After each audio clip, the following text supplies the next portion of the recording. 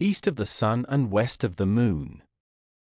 Once on a time there was a poor woodcutter who had so many children that he had not much of either food or clothing to give them. Pretty children they all were, but the prettiest was the youngest daughter, who was so lovely there was no end to her loveliness. It was on a Thursday evening late in the fall of the year. The weather was wild and rough outside, and it was cruelly dark. The rain fell and the wind blew till the walls of the cottage shook. There they all sat round the fire busy with this thing and that. Just then, all at once, something gave 3 taps at the window pane. Then the father went out to see what was the matter, and, when he got out of doors, what should he see but a great white bear. "Good evening to you," said the white bear. "The same to you," said the man. "Will you give me your youngest daughter?" "If you will, I'll make you as rich as you are now poor," said the bear. Well, the man would not be at all sorry to be so rich, but give him his prettiest lassie. No, that he couldn't do, so he said no outright and closed the door both tight and well. But the bear called out, "I'll give you time to think. Next Thursday night I'll come for your answer." Now, the lassie had heard every word that the bear had said, and before the next Thursday evening came, she had washed and mended her rags, made herself as neat as she could, and was ready to start. I can't say her packing gave her much trouble. Next Thursday evening came the white bear to fetch her, and she got upon his back with her bundle, and off they went. So when they had gone a bit of the way, the white bear said, "Are you afraid?" "No, not at all," said the lassie. "Well, mind and hold tight by my shaggy coat, and then there's nothing to fear," added the bear. So she rode a long, long way, till they came to a great steep hill. There on the face of it the white bear gave a knock, and a door opened, and they came into a castle, where there were many rooms all lit up, gleaming with silver and gold, and there too was a table ready laid, and it was all as grand could be.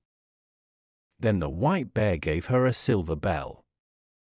When she wanted anything she had only to ring it, and she would get what she wanted at once. Well, when she had had supper and evening wore on, she became sleepy because of her journey. She thought she would like to go to bed, so she rang the bell. She had scarce taken hold of it before she came into a chamber where there were 2 beds as fair and white as any one would wish to sleep in. But when she had put out the light and gone to bed, some one came into the room and lay down in the other bed. Now this happened every night, but she never saw who it was, for he always came after she had put out the light, and, before the day dawned, he was up and off again. So things went on for a while, the lassie having everything she wanted. But you must know that no human being did she see from morning till night, only the white bear could she talk to, and she did not know what man or monster it might be who came to sleep in her room by night. At last she began to be silent and sorrowful, and would neither eat nor drink. One day the white bear came to her and said, "Lassie, why are you so sorrowful? This castle and all that is in it are yours. The silver bell will give you anything that you wish. I only beg one thing of you, ask no questions, trust me and nothing shall harm you. So now be happy again." But still the lassie had no peace of mind. For one thing, she wished to know who it was who came in the night and slept in her room. All day long and all night long she wondered and longed to know, and she fretted and pined away. So one night, when she could not stand it any longer, and she heard that he slept, she got up, lit a bit of a candle, and let the light shine on him. Then she saw that he was the loveliest prince one ever set eyes on, and she bent over and kissed him. But, as she kissed him, she dropped 3 drops of hot tallow on his shirt, and he woke up. "What have you done?" he cried. "Now you have made us both unlucky, for had you held out only this 1 year, I had been freed. For I am the white bear by day and a man by night. It is a wicked witch who has bewitched me, and now I must set off from you to her. She lives in a castle which stands east o' the sun and west o' the moon, and there are many trolls and witches there, and one of those is the wife I must now have." She wept, but there was no help for it. Go he must. Then she asked if she mightn't go with him. No, she mightn't. "Tell me the way then," she said, "and I'll search you out. That, surely, I may get leave to do." "Yes, you may do that," he said, "but there is no way to that place. It lies east o' the sun and west o' the moon, and thither you can never find your way." And at that very moment both prince and castle were gone, and she lay on a little green patch in the midst of the gloomy thick wood, and by her side lay the same bundle of rags she had brought with her from home. Then she wept and wept till she was tired, and all the while she thought of the lovely prince and how she should find him. So at last she set out on her way, and walked many, many days, and whomever she met she asked, "Can you tell me the way to the castle that lies east o' the sun and west o' the moon?" But no one could tell her. And on she went a weary time. Both hungry and tired was she when she got to the East Wind's house one morning. There she asked the East Wind if he could tell her the way to the prince who dwelt east o' the sun and west o' the moon. Yes, the East Wind had often heard tell of it, the prince, and the castle, but he couldn't tell the way, for he had never blown so far. "But if you will, I'll go with you to my brother the West Wind. Maybe he knows, for he's much stronger. So, if you will just get on my back, I'll carry you thither." Yes, she got on his back, and I can tell you they went briskly along.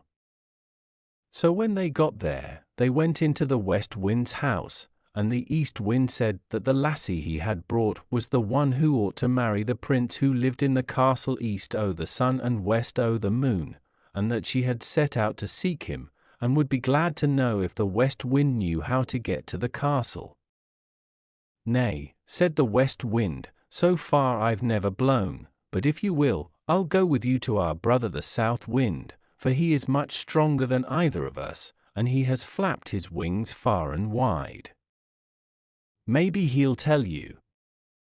You can get on my back and I'll carry you to him." Yes, she got on his back, and so they traveled to the South Wind, and were not long on the way, either. When they got there, the West Wind asked him if he could tell her the way to the castle that lay east o' the sun and west o' the moon, for it was she who ought to marry the prince who lived there. "You don't say so." "That's she, is it?"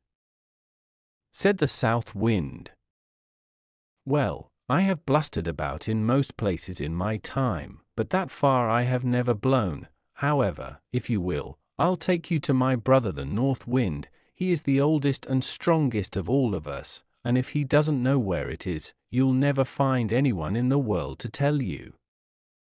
You can get on my back and I'll carry you thither." Yes, she got on his back, and away he went from his house at a fine rate. And this time, too, she was not long on the way. When they got near the North Wind's house, he was so wild and cross that cold puffs came from him. "There, what do you want?" he bawled out to them ever so far off, so that it struck them with an icy shiver. "Well," said the South Wind, "you needn't be so put out, for here I am your brother, the South Wind, and here is the lassie who ought to marry the prince who dwells in the castle that lies east o' the sun and west o' the moon. She wants to ask you if you ever were there, and can tell her the way, for she would be so glad to find him again. "Yes, I know well enough where it is," said the North Wind. "Once in my life I blew an aspen leaf thither, but I was so tired I couldn't blow a puff forever so many days after it. But if you really wish to go thither, and aren't afraid to come along with me, I'll take you on my back and see if I can blow you there." "Yes." "And thank you," she said, for she must and would get thither if it were possible in any way, and as for fear, however madly he went, she wouldn't be at all afraid. "Very well then," said the North Wind, "but you must sleep here tonight, for we must have the whole day before us if we're to get thither at all." Early next morning the North Wind woke her, and puffed himself up, and blew himself out, and made himself so stout and big, it was gruesome to look at him. And so off she went, high on the back of the North Wind up through the air, as if they would never stop till they got to the world's end.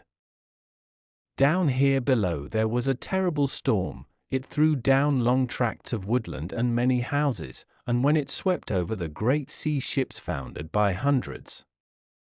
So they tore on and on, no one can believe how far they went, and all the while they still went over the sea, and the North Wind got more and more weary, and so out of breath he could scarce bring out a puff, and his wings drooped and drooped, till at last he sunk so low that the crests of the waves lashed over her heels.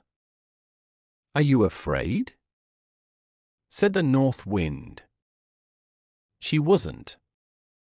But they were not very far from land, and the North Wind had still so much strength left in him that he managed to throw her up on shore close by the castle, which lay east o' the sun and west o' the moon. But then he was so weak and worn out that he had to stay there and rest many days before he could get home again.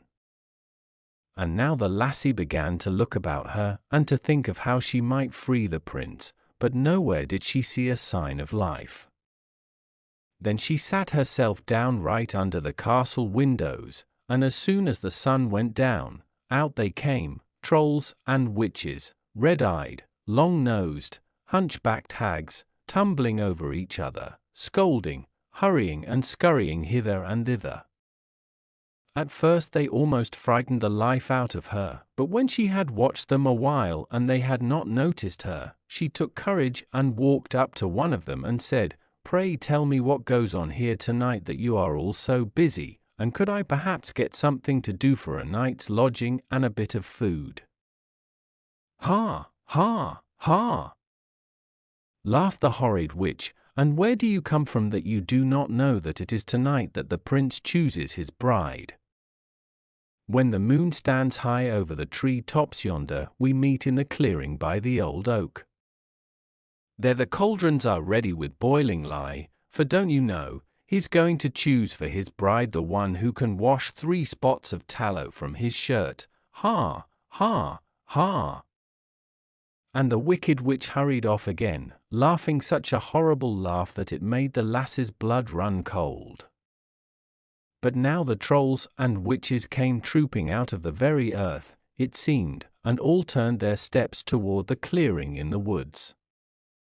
So the lassie went too, and found a place among the rest. Now the moon stood high above the tree tops, and there was the cauldron in the middle, and round about sat the trolls and witches, such gruesome company I'm sure you were never in. Then came the prince. He looked about from one to the other, and he saw the lassie, and his face grew white, but he said nothing. "Now, let's begin," said a witch with a nose 3 ells long. She was sure she was going to have the prince, and she began to wash away as hard as she could, but the more she rubbed and scrubbed, the bigger the spots grew. "Ah," said an old hag, "you can't wash, let me try." But she hadn't long taken the shirt in hand, before it was far worse than ever, and with all her rubbing and scrubbing and wringing, the spots grew bigger and blacker, and the darker and uglier was the shirt. Then all the other trolls began to wash, but the longer it lasted, the blacker and uglier the shirt grew, till at last it was as black all over as if it had been up the chimney. "Ah," said the prince, "you're none of you worth a straw, you can't wash. Why, there sits a beggar lassie, I'll be bound she knows how to wash better than the whole lot of you. Come here, lassie," he shouted. "Can you wash the shirt clean, lassie?" said he. "I don't know," she said, "but I think I can." And almost before she had taken it and dipped it in the water, it was as white as snow, and whiter still.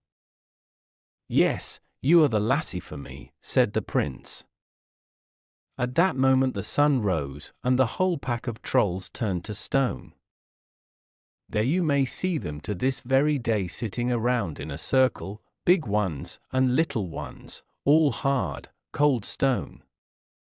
But the prince took the lassie by the hand, and they flitted away as far as they could from the castle that lay east o' the sun and west o' the moon. The Three Billy Goats Gruff. Once on a time there were 3 billy goats, who were to go up to the hillside to make themselves fat, and the family name of the goats was Gruff. On the way up was a bridge, over a river which they had to cross, and under the bridge lived a great ugly troll with eyes as big as saucers, and a nose as long as a poker. First of all came the youngest billy goat Gruff to cross the bridge. Trip, trap, trip, trap, went the bridge. "Who's that tripping over my bridge?" roared the troll. "Oh, it is only I, the tiniest billy goat Gruff, and I'm going up to the hillside to make myself fat," said the billy goat, with such a small voice. "Now, I'm coming to gobble you up," said the troll. "Oh, no. Pray do not take me, I'm too little, that I am," said the billy goat. "Wait a bit till the second billy goat Gruff comes, he's much bigger." "Well, be off with you," said the troll. A little while after came the second billy goat Gruff across the bridge. Trip, trap, trip, trap, trip, trap, went the bridge. "Who is that tripping over my bridge?" roared the troll. "Oh, it's the second billy goat Gruff, and I'm going up to the hillside to make myself fat," said the billy goat. Nor had he such a small voice, either. "Now, I'm coming to gobble you up," said the troll. "Oh, no. Don't take me, wait a little till the big billy goat comes, he's much bigger." "Very well. Be off with you," said the troll. But just then up came the big billy goat Gruff. Trip, trap, trip, trap, trip, trap, went the bridge, for the billy goat was so heavy that the bridge creaked and groaned under him. "Who's that tramping on my bridge?" roared the troll. "It's I, the big billy goat Gruff," said the billy goat, and he had a big hoarse voice. "Now, I'm coming to gobble you up," roared the troll. "Well, come. I have 2 spears so stout, with them I'll thrust your eyeballs out. I have besides 2 great big stones, with them I'll crush you body and bones." That was what the big billy goat said, so he flew at the troll, and thrust him with his horns, and crushed him to bits, body and bones, and tossed him out into the river, and after that he went up to the hillside. There the billy goats got so fat that they were scarcely able to walk home again, and if they haven't grown thinner, why they're still fat, and so. Snip, snap, stout. This tale's told out. Taper Tom. Once on a time there was a king who had a daughter, and she was so lovely that her good looks were well known far and near. but she was so sad and serious she could never be got to laugh, and besides, she was so high and mighty that she said no to all who came to woo her. She would have none of them, were they ever so grand, lords or princes, it was all the same. The king had long ago become tired of this, for he thought she might just as well marry, she, too, like all other people. There was no use in waiting, she was quite old enough, nor would she be any richer, for she was to have half the kingdom that came to her as her mother's heir. So he had word sent throughout the kingdom that anyone who could get his daughter to laugh should have her for his wife and half the kingdom besides. But if there was anyone who tried and could not, he was to have a sound thrashing. And sure it was that there were many sore backs in that kingdom, for lovers and wars came from north and south, and east and west, thinking it nothing at all to make a king's daughter laugh. And gay fellows they were, some of them too, but for all their tricks and capers there sat the princess, just as sad and serious as she had been before. Now, not far from the palace lived a man who had 3 sons, and they, too, had heard how the king had given it out that the man who could make the princess laugh was to have her to wife and half the kingdom. The eldest was for setting off first. So he strode off, and when he came to the king's grange, he told the king he would be glad to try to make the princess laugh.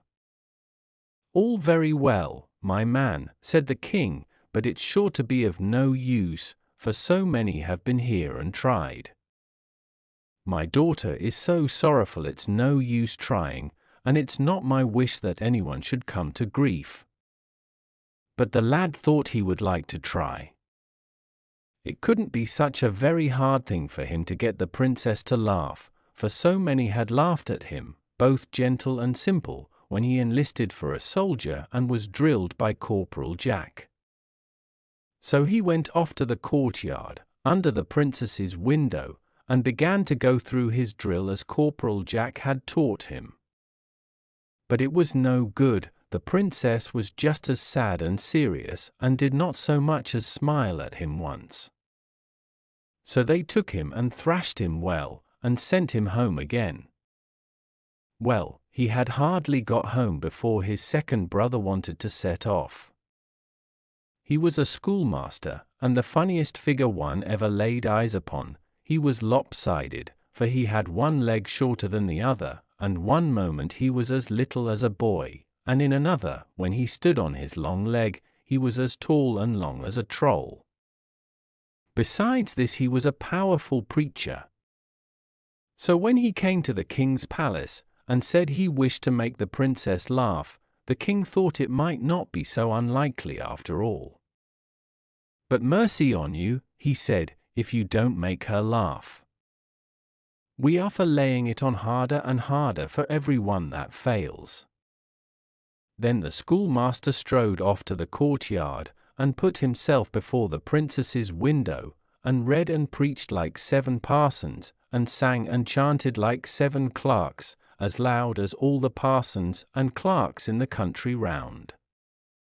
The king laughed loud at him, and the princess almost smiled a little, but then became as sad and serious as ever, and so it fared no better with Paul, the schoolmaster, than with Peter the soldier, for you must know one was called Peter and the other Paul. So they took him and flogged him well, and then they sent him home again. Then the youngest, whose name was Taper Tom, was all for setting out. But his brothers laughed and jeered at him, and showed him their sore backs, and his father said it was no use for him to go, for he had no sense. Was it not true that he neither knew anything nor could do anything? There he sat in the hearth, like a cat, and grubbed in the ashes and split tapers. That was why they called him Taper Tom. But Taper Tom would not give in, and so they got tired of his growling, and at last he, too, got leave to go to the king's palace to try his luck. When he got there, he did not say that he wished to try to make the princess laugh, but asked if he could get work there, No, they had no place for him, but for all that Taper Tom would not give up. In such a big palace, they must want someone to carry wood and water for the kitchen maid, that was what he said. And the king thought it might very well be, for he, too, got tired of his teasing. In the end, Taper Tom stayed there to carry wood and water for the kitchen maid. So one day, when he was going to fetch water from the brook, he set eyes upon a big fish which lay under an old fir stump, where the water had eaten into the bank, and he put his bucket softly under the fish and caught it.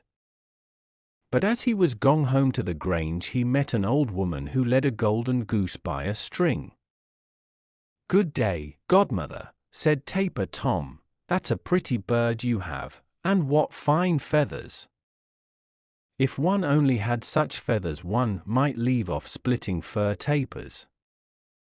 The goody was just as pleased with the fish Tom had in his bucket and said if he would give her the fish, he might have the golden goose. And it was such a curious goose. When anyone touched it, he stuck fast to it, if Tom only said, "If you want to come along, hang on." Of course, Taper Tom was willing enough to make the exchange. "A bird is as good as a fish any day," he said to himself, "and, if it's such a bird as you say, I can use it as a fish hook." That was what he said to the goody, and he was much pleased with the goose. Now, he had not gone far before he met another old woman. As soon as she saw the lovely golden goose, she spoke prettily, and coaxed and begged Tom to give her leave to stroke his lovely golden goose. "With all my heart," said Taper Tom, and just as she stroked the goose he said, "If you want to come along, hang on." The goody pulled and tore, but she was forced to hang on whether she would or not, and Taper Tom went on as though he alone were with the golden goose. When he had gone a bit farther, he met a man who had had a quarrel with the old woman for a trick she had played him. So, when he saw how hard she struggled and strove to get free, and how fast she stuck, he thought he would just pay her off the old grudge, and so he gave her a kick with his foot. "If you want to come along, hang on," called out Tom, and then the old man had to hop along on one leg, whether he would or not. When he tore and tugged and tried to get loose, it was still worse for him, for he all but fell flat on his back every step he took. In this way they went on a good bit till they had nearly reached the king's palace. There they met the king's smith, who was going to the smithy, and had a great pair of tongs in his hand. Now you must know this smith was a merry fellow, full of both tricks and pranks, and when he saw this string come hobbling and limping along, he laughed so that he was almost bent double. Then he bawled out, "Surely this is a new flock of geese the princess is going to have. Ah, here is the gander that toddles in front. Goosey! Goosey! Goosey!" he called, and with that he threw his hands about as though he were scattering corn for the geese. But the flock never stopped, on it went, and all that the goody and the man did was to look daggers at the smith for making fun of them. Then the smith went on, "It would be fine fun to see if I could hold the whole flock, so many as they are," for he was a stout, strong fellow. So he took hold with his big tongs by the old man's coat tail, and the man all the while screeched and wriggled. But Taper Tom only said, "If you want to come along, hang on." So the smith had to go along too. He bent his back and stuck his heels into the ground and tried to get loose, but it was all no good. He stuck fast, as though he had been screwed tight with his own vice, and whether he would or not, he had to dance along with the rest. So, when they came near to the king's palace, the dog ran out and began to bark as though they were wolves and beggars. And when the princess, looking out of the window to see what was the matter, set eyes on this strange pack, she laughed softly to herself.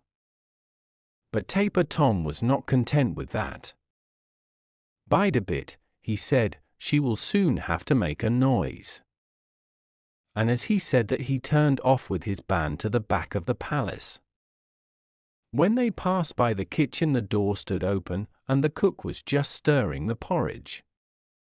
But when she saw Taper Tom and his pack, she came running out at the door, with her broom in one hand and a ladle full of smoking porridge in the other, and she laughed as though her sides would split. And when she saw the smith there too, she bent double and went off again in a loud peal of laughter. But when she had had her laugh out, she too thought the golden goose so lovely she must just stroke it. "Taper Tom! Taper Tom!" she called out, and came running out with the ladle of porridge in her fist. "Give me leave to pet that pretty bird of yours." "Better come and pet me," said the smith. But when the cook heard that, she got angry. "What is that you say?" she cried, and gave the smith a box on his ears with the ladle. "If you want to come along, hang on," said Taper Tom. So she stuck fast too, and for all her kicks and plunges, and all her scolding and screaming, and all her writhing and striving, she too had to limp along with them. She opened her mouth wide and laughed. Soon the whole company came under the princess's window. There she stood waiting for them. And when she saw they had taken the cook too, with her ladle and broom, she opened her mouth wide, and laughed so loud that the king had to hold her upright. So Taper Tom got the princess and half the kingdom, and they say he kept her in high spirits with his tricks and pranks till the end of her days. Why the Bear is Stumpy-Tailed. One day the bear met the fox, who came slinking along with a string of fish he had stolen. "Where did you get those?" asked the bear. "Oh, my lord Bruin, I've been out fishing and caught them," said the fox. So the bear had a mind to learn to fish too, and bade the fox tell him how he was to set about it. "Oh, it is an easy craft for you," answered the fox, "and soon learned. You've only to go upon the ice, cut a hole, stick your tail down into it, and hold it there as long as you can. You're not to mind if your tail smarts a little, that's when the fish bite. The longer you hold it there, the more fish you'll get, and then all at once out with it, with a cross pull sideways, and with a strong pull too." Yes, the bear did as the fox had said, and held his tail a long, long time down in the hole, till it was frozen in fast. Then he pulled it out with a cross pull, and it snapped short off. That's why Bruin goes about with a stumpy tail to this very day. Reynard and the Cock. Once on a time there was a cock who stood on the barnyard fence and crowed and flapped his wings. Then the fox came by. "Good day," said Reynard. "I have heard you crowing so nicely, but can you stand on one leg and crow, and wink your eyes?" "Oh, yes," said the cock, "I can do that very well." So he stood on one leg and crowed, but he winked only with one eye, and when he had done that he made himself big and flapped his wings, as though he had done a great thing. "Very pretty, to be sure," said Reynard. "Almost as pretty as when the parson preaches in church, but can you stand on one leg and wink both your eyes at once?" "I hardly think you can." "Can't I though?" said the cock, and stood on one leg, and winked both his eyes, and crowed.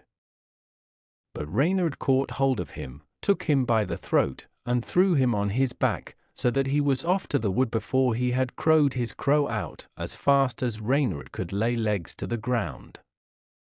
When they had come under an old spruce fir, Reynard threw the cock on the ground, and set his paw on his breast, and was going to take a bite. "You are a heathen, Reynard," said the cock.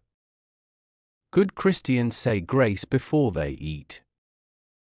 But Reynard would be no heathen, no indeed. So he let go his hold, and was about to fold his paws over his breast, and say grace, but pop! Up flew the cock into a tree. "You shan't get off for all that," said Reynard to himself. So he went away, and came again with a few chips which the woodcutters had left. The cock peeped and peered to see what they could be. "What is that you have there?" he asked. "These are letters I have just got," said Reynard. "Won't you help me to read them, for I don't know how to read writing?" "I'd be so happy, but I dare not read them now," said the cock, "for here comes a hunter. I see him with his pouch and gun." When Reynard heard the cock chattering about a hunter, he took to his heels as fast as he could. Bruin and Reynard partners. Once on a time Bruin and Reynard owned a field in common. They had a little clearing up in the wood, and the first year they sowed rye. "Now we must share the crop as is fair and right," said Reynard. "If you like to have the root, I'll take the top." Yes, Bruin was ready to do that, but when they had threshed out the crop, Reynard got all the corn, but Bruin got nothing but roots and rubbish. He did not like that at all, but Reynard said that was how they had agreed to share it. "This year I have the gain," said Reynard. "Next year it will be your turn. Then you shall have the top, and I shall have to put up with the root." But when spring came, and it was time to sow, Reynard asked Bruin what he thought of turnips. I, said Bruin, "that's better food than rye," and so Reynard thought also. But when harvest time came, Reynard got the roots, while Bruin got the turnip tops. And then Bruin was so angry with Reynard that he put an end at once to his partnership with him. Boots and his brothers. Once on a time there was a man who had 3 sons, Peter, Paul and Espen. Espen was Boots, of course, because he was the youngest. I can't say the man had anything except these 3 sons, for he did not possess 1 penny to rub against another, and so he told his sons over and over again they must go out into the world to seek their fortune, for at home there was nothing to be expected but to starve to death. Now, a short way from the man's cottage was the king's palace, and you must know, just against the king's windows a great oak had sprung up, which was so stout and big that it took away all the light from the king's palace. The king had said he would give much gold to any man who could fell the oak, but no one was man enough to do it, for as soon as 1 chip of the oak's trunk flew off, 2 grew in its stead. The king wished also to have a well dug which was to hold water for the whole year.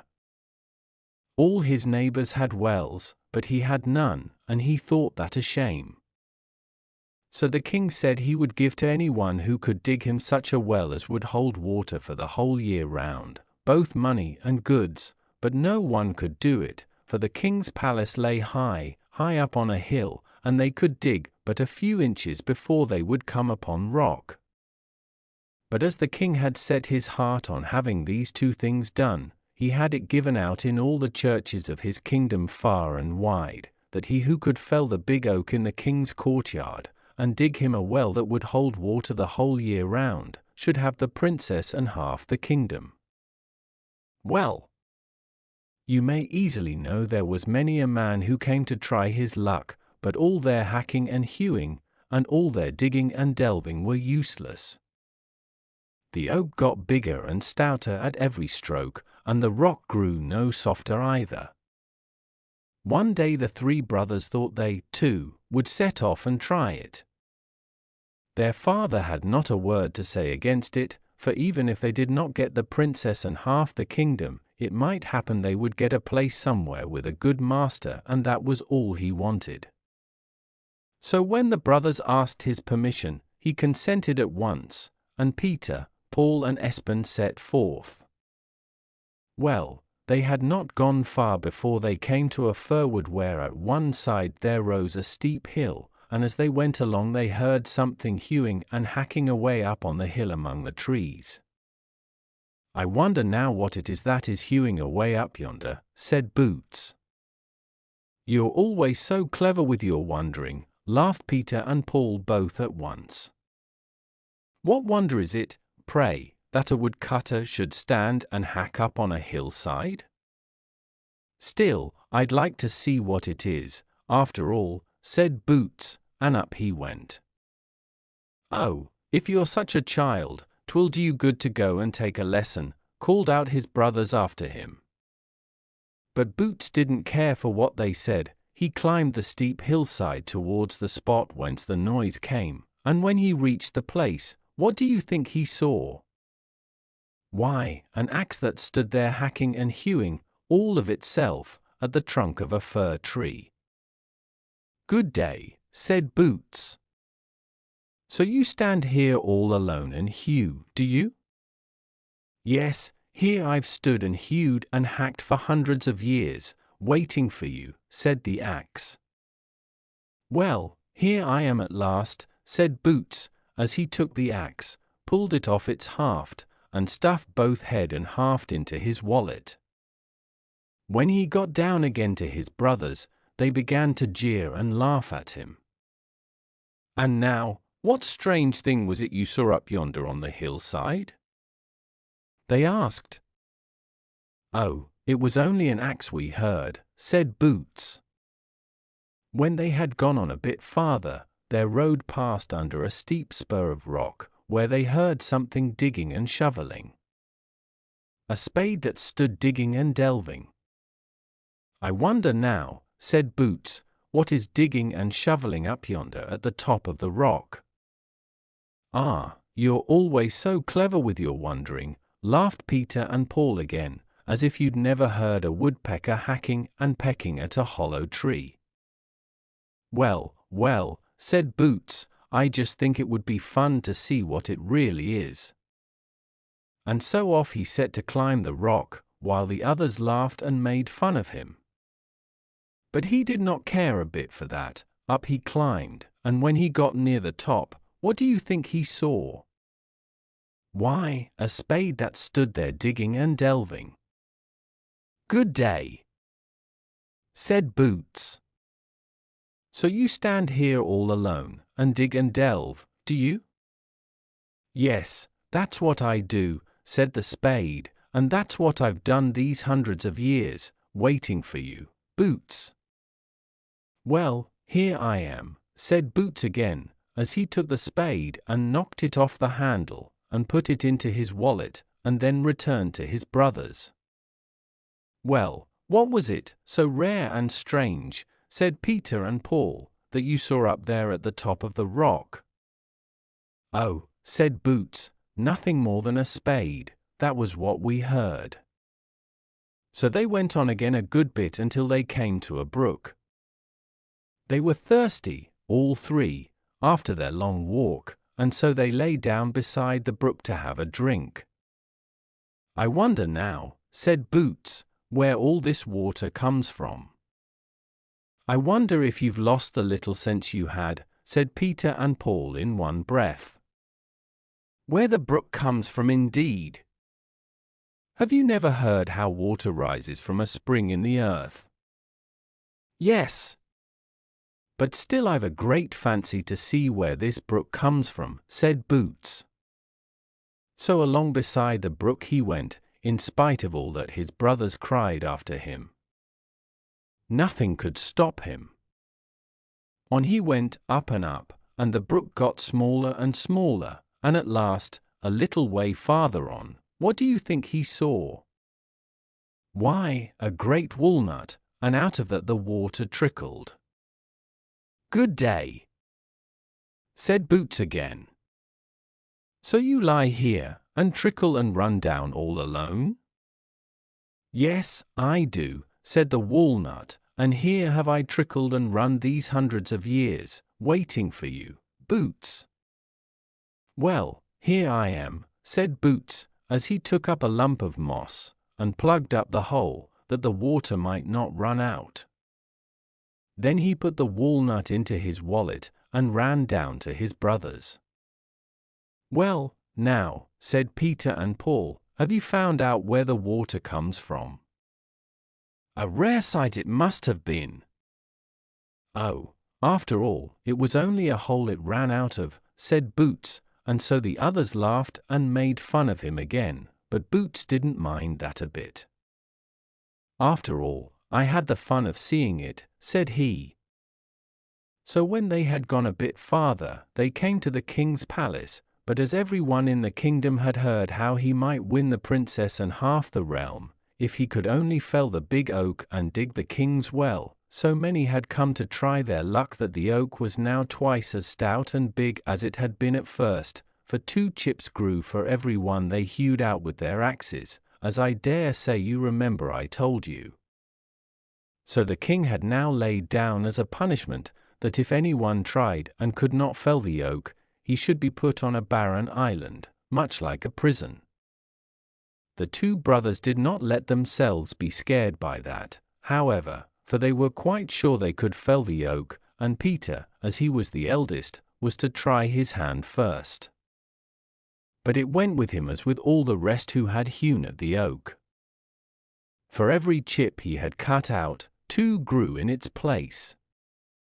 So the king's men seized him, bound him hand and foot, and put him out on the island. Now, Paul was to try his luck, but he fared just the same. When he had hewn 2 or 3 strokes, they began to see the oak grow, and so the king's men seized him too, bound him hand and foot, and put him out on the island. And now Boots was to try. You can save yourself the trouble. We'll bind you and send you off after your brothers just as well first as last, laughed the king's men. Well, I'd just like to try first, said Boots, and so he got leave. Then he took his axe out of his wallet and fitted it to its haft. Hew away, said he to his axe, and away it hewed, making the chips fly, so that it wasn't long before down came the oak. When that was done, Boots pulled out his spade and fitted it to its handle. Dig away, said he to the spade, and the spade began to dig and delve till the earth and rock flew out in splinters, and he had the well soon dug out, as you may believe. And when he had got it as big and deep as he chose, Boots took out his walnut and laid it in one corner of the well, and pulled the plug of moss out. Trickle and run, said Boots, and so the water trickled and ran, till it gushed out of the hole in a stream, and in a short time the well was brimful. Then Boots had felled the oak which shaded the king's palace, and dug a well that held water all the year around, and so he got the princess and half the kingdom, as the king had said. And it was lucky for Peter and Paul that they were on the barren island, else they had heard each day an hour how every one said, well, after all, Boots did not wonder about things for nothing. The lad who went to the north wind. Once on a time there was an old widow who had one son, and as she was feeble and weak, she asked her son to go out to the storehouse and fetch meal for cooking. But when he got outside the storehouse, and was just going down the steps, there came the north wind, puffing and blowing, caught up the meal, and away with it through the air. Then the lad went back into the storehouse for more, but when he came out again on the steps, the north wind came again and carried off the meal with a puff, and more than that, he did it the 3rd time. At this the lad got very angry, and as it seemed hard that the north wind should behave so, he thought he would go in search of him and ask him to give up his meal. So off he went, but the way was long, and he walked and walked.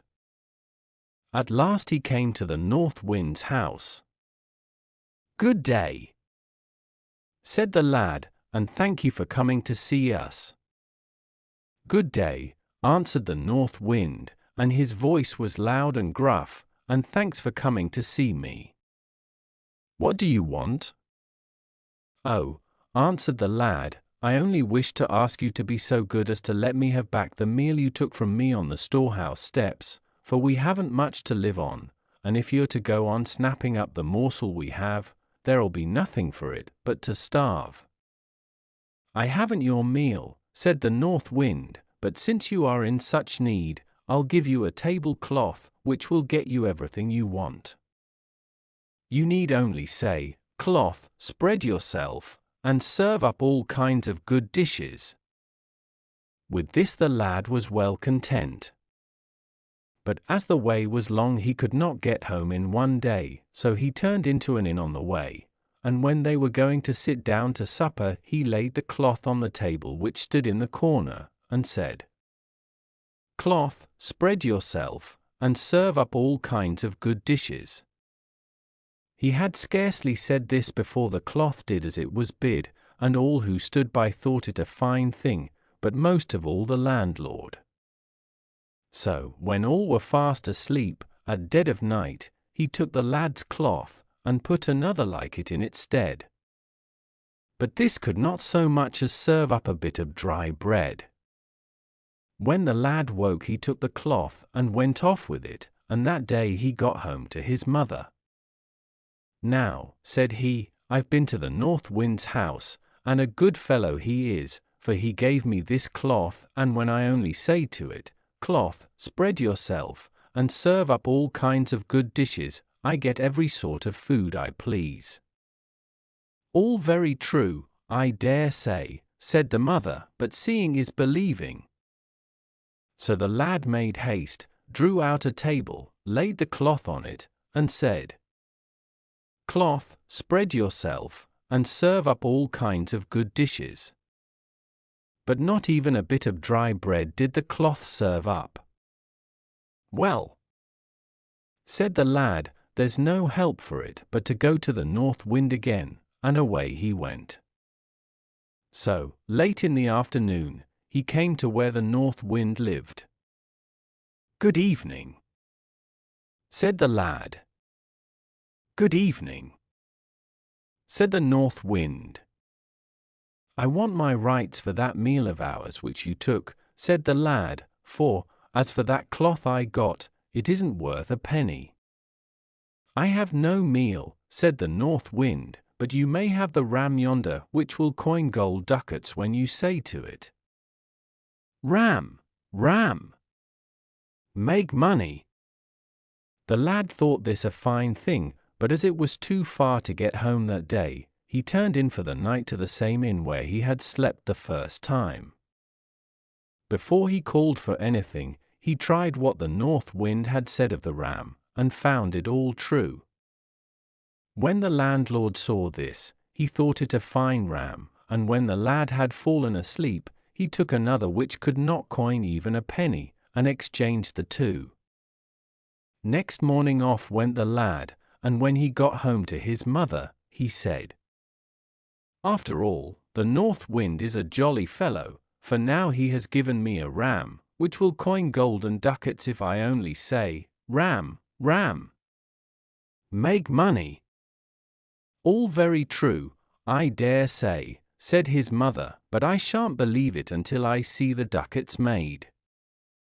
"Ram, ram, make money," said the lad, but not even a penny did the ram coin.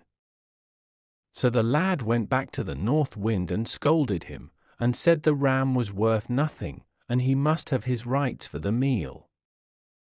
"Well," said the North Wind, "I've nothing else to give you but that old stick in the corner yonder, but it's a stick of such a kind that if you say, 'Stick, stick, lay on,' it lays on till you say, 'Stick, stick.'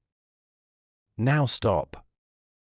So the lad thanked the North Wind and went his way, and as the road was long, he turned in this night also to the landlord, but as he could guess pretty well how things stood as to the cloth and the ram, he laid down at once on the bench and began to snore, as if he were asleep. Now the landlord, who thought surely the stick must be worth something, hunted up one which was like it, and when he heard the lad snore he was going to exchange the two, but, just as the landlord was about to take it, the lad called out. So the stick began to beat the landlord, till he jumped over chairs and tables and benches, and yelled and roared.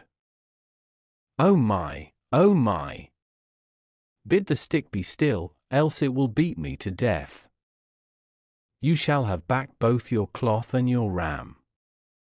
When the lad thought the landlord had had enough, he said, "Stick, stick! Now stop."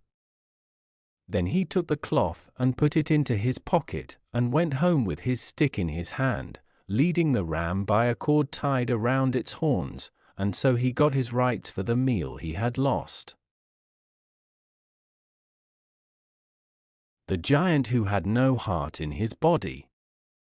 Once on a time there was a king who had 7 sons.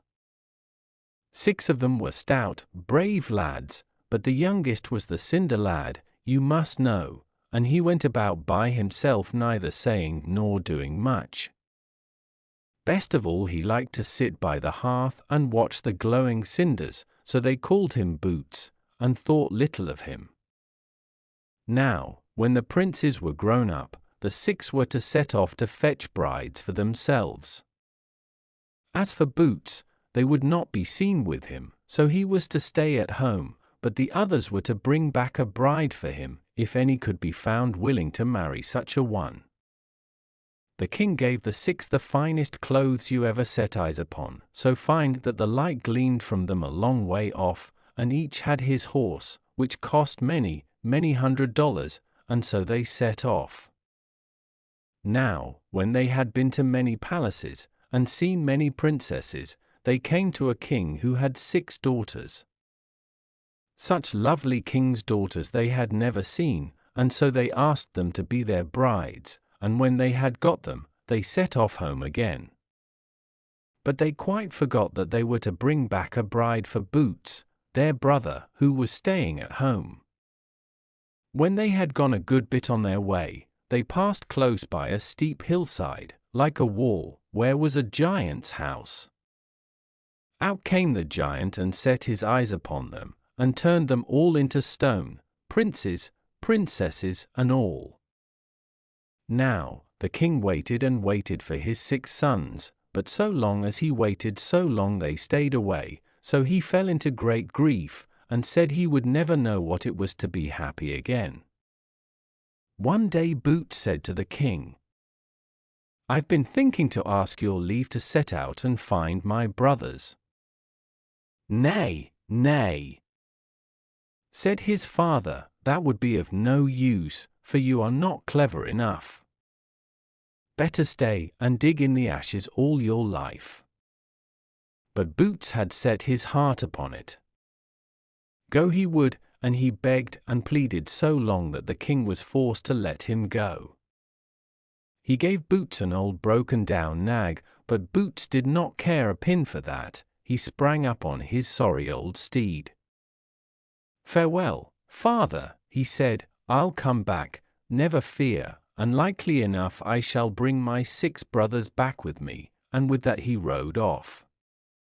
When he had ridden a while he came to a raven, which lay in the road and flapped its wings, and was not able to get out of the way, it was so starved.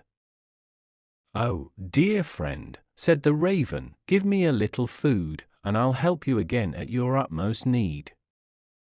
"I haven't much food," said the prince, "and I don't see how you'll ever be able to help me, but still I can spare you a little. I see you need it." So he gave the raven some of the food he had brought with him. Now, when he had gone a little farther, he came to a brook, and in the brook lay a great salmon which had got upon a dry place and dashed itself about, and could not get into the water again. "Oh, dear friend," said the salmon to the prince, help me out into the water again, and I'll help you at your utmost need." "Well," said the prince, "the help you'll give me will not be great, I dare say, but it's a pity you should be there and choke," and with that he shot the fish out into the stream again. After that he went on a long, long way, and there met him a wolf, which was so famished that it lay and crawled along the road. "Dear friend, do let me have some food," said the wolf. "I'm so hungry that the wind whistles through my ribs. I've had nothing to eat these 2 years. When I have eaten, you can ride upon my back, and I'll help you again in your utmost need." "Well, the help I shall get from you will not be great, I'll be bound," said the prince, "but you may take all I have, since you are in such great need." Never had the prince had such a ride in his life. So when the wolf had eaten the food, Boots took the bit and put it between the wolf's jaws, and laid the saddle on his back, and away they went like the wind. Never had the prince had such a ride before. "When we have gone still farther," said Greylegs, "I'll show you the giant's house." And after a while they came to it. "See, here is the giant's house," said the wolf, "and see, here are your 6 brothers whom the giant has turned to stone, and see, here are their 6 brides. Yonder is the door, and in at that door you must go. When you get in you'll find a princess, and she'll tell you what to do to make an end of the giant. Only mind you do as she bids you." Well, Boots went in, but, truth to say, he was very much afraid. The giant was away, but in one of the rooms sat the princess, just as the wolf had said, and so lovely a princess Boots had never set eyes upon. "Oh, heaven help you! Whence have you come?" said the princess, as she saw him. "It will surely be your death. No one can make an end of the giant who lives here. He is a most cruel monster, and he has no heart in his body." "Well, well," said Boots, "but now that I am here, I may as well try what I can do with him, and I will see if I can't free my brothers, who have been turned to stone, and you, too, I will try to save, that I will." "Well, if you must, you must," said the princess, "so let us see if we can't hit upon a plan. Just creep under the bed yonder, and mind you listen to what he and I talk about. But, pray, do lie as still as a mouse." So he crept under the bed, and he had scarce got well underneath, before the giant came. "Ha!" roared the giant, "what a smell of Christian blood there is in the house." "Yes, I know there is," said the princess, "for there came a crow flying with a man's bone, and let it fall down the chimney. I made all the haste I could to get it out, but all one can do, the smell doesn't go so soon." So the giant said no more about it, and when night came they went to bed. After they had lain a while the princess said, "There is one thing I'd be glad to ask you about, if I only dared." "What thing is that?" asked the giant. "Only this, where do you keep your heart, since you don't carry it about you?" said the princess. "Ah, that's a thing you've no business to ask about, but if you must know, it lies under the door sill," said the giant. "Ho, ho," said Boots to himself under the bed. "Then we'll soon see if we can't find it." Next morning the giant got up very early, and strode off to the wood, but he was hardly out of the house before Boots and the princess set to work to look under the door sill for this heart, but the more they dug and the more they hunted, the more they couldn't find it. "He has balked us this time," said the princess, "but we'll try him once more." So she picked all the prettiest flowers she could find, and strewed them over the door-sill, which they had laid in its right place again, and when the time came for the giant to come home, Boots crept under the bed. Just as he was well under back came the giant. Snuff, snuff went the giant's nose. "My eyes and limbs, what a smell of Christian blood there is in here," said he. "I know there is," said the princess, "for there came a crow flying with a man's bone in his bill, and let it fall down the chimney. I made as much haste as I could to get it out, but I dare say it's that you smell." So the giant held his peace and said no more about it. A little while after, he asked who it was that had strewed flowers about the door-sill. "Oh, I, of course," said the princess. "And, pray, what is the meaning of all this?" said the giant. "Ah," said the princess, "I strewed them there when I knew your heart lay under there."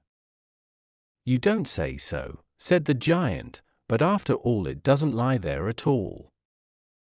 So when they went to bed in the evening, the princess asked the giant again where his heart was, for she said she would so much like to know. "Well," said the giant, "if you must know, it lies away yonder in the cupboard against the wall." So, thought Boots and the princess, then we will soon find it. Next morning the giant was away early, and strode off to the wood.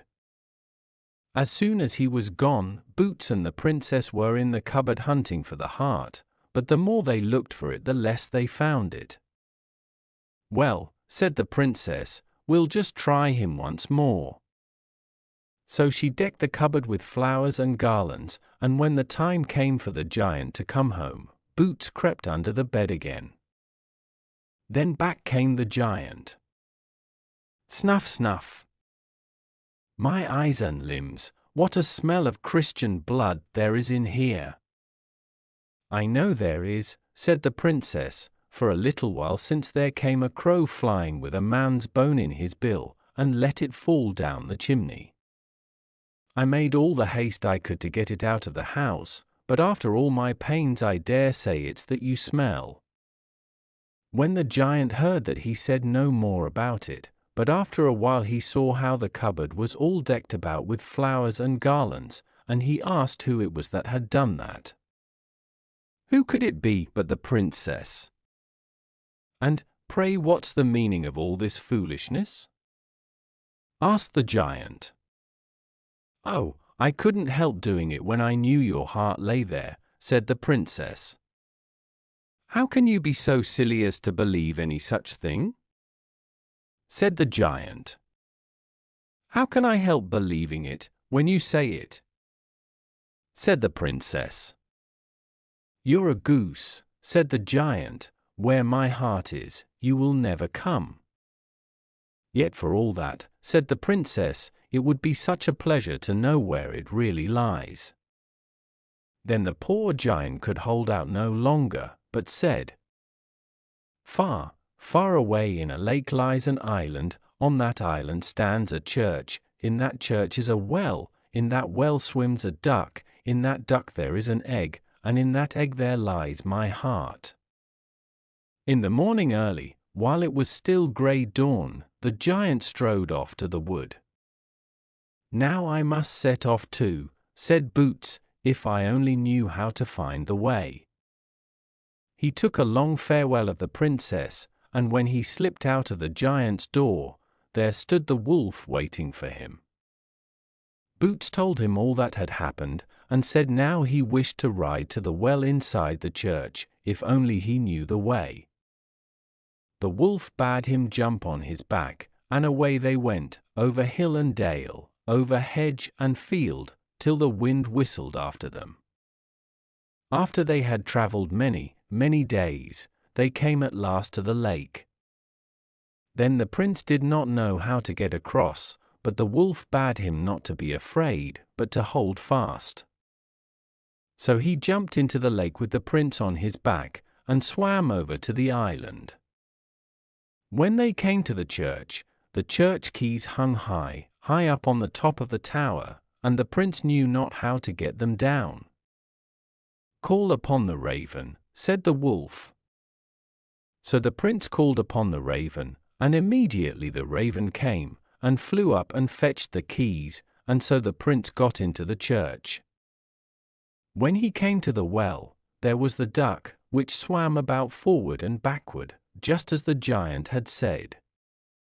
So the prince stood and coaxed it, till finally it came to him, and he grasped it in his hand, but just as he lifted it up from the water, the duck dropped the egg in the well, and then Boots was beside himself to know how to get it out again. "Now call upon the salmon," said the wolf, and Boots called upon the salmon, and the salmon came and fetched up the egg from the bottom of the well. Then the wolf told him to squeeze the egg, and as soon as he squeezed the egg, the giant screamed and begged and prayed to be spared, saying he would do all that the prince wished if he would only not squeeze his heart in two. "Tell him to restore to life again your 6 brothers and their brides, whom he has turned to stone," said the wolf. Yes, the giant was ready to do that, and he turned the 6 brothers into king's sons again, and their brides into king's daughters. Then Boots left the giant's heart on the altar of the church. That took all the evil power from the cruel giant, and I have never heard of him since. And now, Boots rode back again on the wolf to the giant's house, and there stood all his 6 brothers alive and merry with their brides. Then Boots went into the hillside after his bride, and they all set off home again to their father's house. And you may fancy how glad the old king was when he saw his 7 sons come back, each with his bride, but the loveliest bride is the bride of Boots, after all, said the king, and he shall sit highest at the table, with her by his side. So they had a great wedding feast, and the mirth was both loud and long, and if they have not done feasting, why they are at it still. The sheep and the pig who set up housekeeping. Once on a time there was a sheep who stood in the pen to be fattened. So he lived well and was stuffed and crammed with everything that was good, till one day the dairymaid came to give him still more food. Then she said, "Eat away, sheep, you won't be here much longer, we are going to kill you tomorrow." The sheep thought over this for a while, and then he ate till he was ready to burst, and when he was crammed full, he butted out the door of the pen, and took his way to the neighboring farm. There he went to see a pig whom he had known out on the common, and with whom he had always been very friendly. "Good day," said the sheep, "do you know why it is you are so well off, and why it is they fatten you and take such pains with you?" "No, I don't," said the pig. "Well, I know, they are going to kill and eat you," said the sheep. "Are they?" said the pig, "and what is there to be done about it?" "If you will do as I do," said the sheep, "we'll go off to the wood, build us a house, and set up for ourselves." Yes, the pig was willing enough. "Good company is such a comfort," he said, and so the two set off. When they had gone a bit they met a goose. "Good day, good sirs, and whither away so fast today?" said the goose. Good day, said the sheep, "we are going to set up for ourselves in the wood, for you know every man's house is his castle." "Well," said the goose, "I should so much like a home of my own, too. May I go with you?" "With gossip and gabble is built neither house nor stable," said the pig, "let us know what you can do." "I can pluck moss and stuff it into the seams between the planks, and the house will be tight and warm." Yes, they would give him leave, for, above all things, Piggy wished to be warm and comfortable. So, when they had gone a bit farther, the goose had hard work to walk so fast, they met a hare who came frisking out of the wood. "Good day, good sirs," she said. "How far are you trotting today?" Good day, said the sheep. "We're going to the wood to build us a house and set up for ourselves, for, you know, try all the world around, there's nothing like home." "As for that," said the hare, "I have a house in every bush, but yet, I have often said in winter, if I only live till summer I'll build me a house, and so I have half a mind to go with you and build one, after all." "Yes," said the pig, "if we ever get into trouble, we might use you to scare away the dogs, for I don't fancy you could help us in house building. Don't make fun of me. I have teeth to gnaw pegs and paws to drive them into the wall, so I can very well set up to be carpenter," said the hare. So he too got leave to go with them and help to build their house, and there was nothing more to be said about it. When they had gone a bit farther they met a cock. "Good day, good sirs," said the cock. "Whither are you going today, gentlemen?" Good day, said the sheep. "We are going off to the wood to build a house and set up for ourselves, for you know, 'tis good to travel east and west, but after all a home is best." "Well," said the cock, "if I might have leave to join such a gallant company, I also would like to go to the wood and build a house." "Ay," said the pig, "but how can you help us build a house?" "Oh," said the cock, "what would you do without a cock? I am up early, and I wake every one." "Very true," said the pig, "let him come with us." "Sleep is the biggest thief," he said. "He thinks nothing of stealing half one's life." So they all set off to the wood together, and built a house.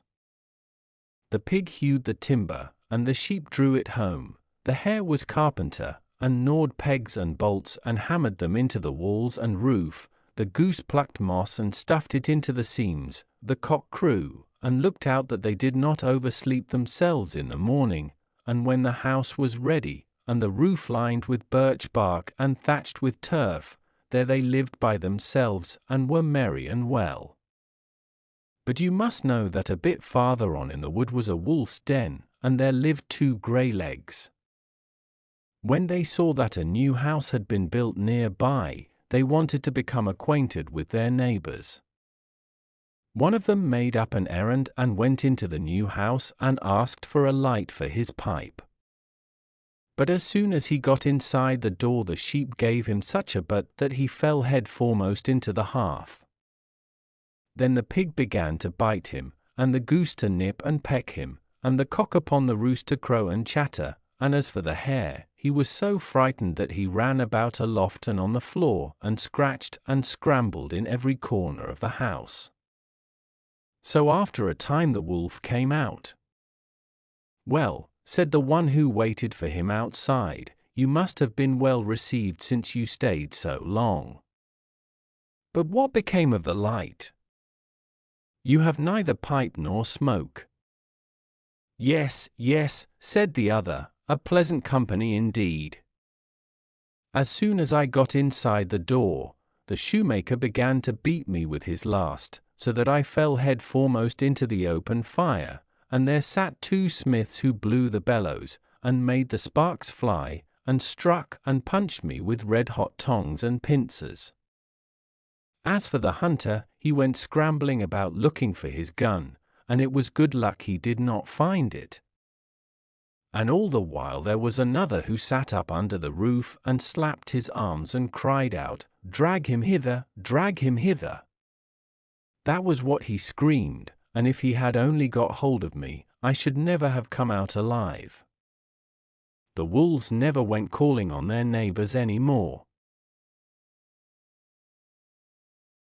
The Parson and the Clerk. There was once a parson who was such a bully that whenever he met anyone driving on the king's highway, he called out, ever so far off, "Out of the way! Out of the way! Here comes the parson!" One day when he was driving along and behaving so, he met the king. Out of the way! Out of the way! He bawled a long way off. But the king drove on and held his own, so it was the parson who had to turn his horse aside that time, and when the king came up beside him, he said, "Tomorrow you shall come to me at the palace, and if you can't answer 3 questions, which I shall ask you, you shall lose your office for your pride's sake." This was something quite different from what the parson was wont to hear. He could bawl and bully, shout and scold. All that he could do, but question and answer were not in his line. So he set off to the clerk, who was said to be worth more than the parson, and told him he had no mind to go to the king. For 1 fool can ask more than 10 wise men can answer, and the end was, he got the clerk to go in his place. Yes, the clerk set off and came to the palace in the parson's clothes. There the king met him out on the porch with crown and scepter, and he was so grand he fairly glittered and gleamed. "Well, are you there?" said the king. "Tell me first," said the king, "how far the east is from the west?" "Just a day's journey," said the clerk. "How is that?" asked the king. "Don't you know," said the clerk, "that the sun rises in the east and sets in the west, and he does it just nicely in a day?"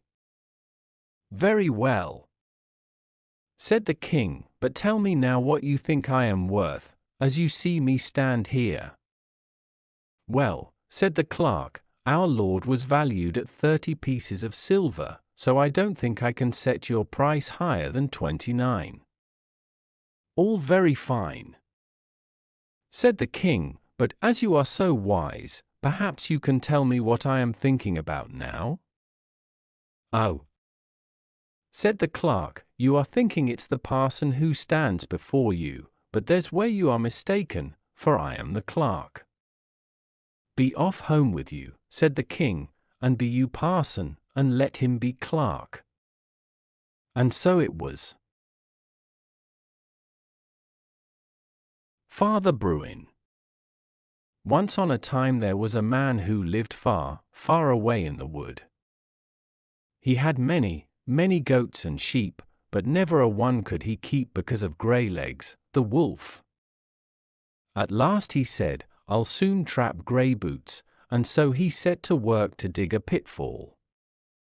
When he had dug it deep enough, he put a pole down in the midst of the pit, and on the top of the pole he set a board, and on the board he put a little dog. Over the pit itself he spread boughs and branches and leaves, and other rubbish, and atop of all he strewed snow, so that Greylegs might not see that there was a pit underneath. So when night came on, the little dog grew weary of sitting there. "Bow wow," he said, and bayed at the moon.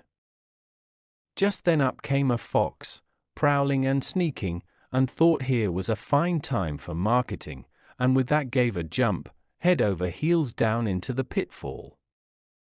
And when it got a little farther on in the night, the little dog grew so weary and so hungry, and it fell to yelping and howling. "Bow wow," he cried out. Just at that very moment up came Greylegs, trotting and trotting.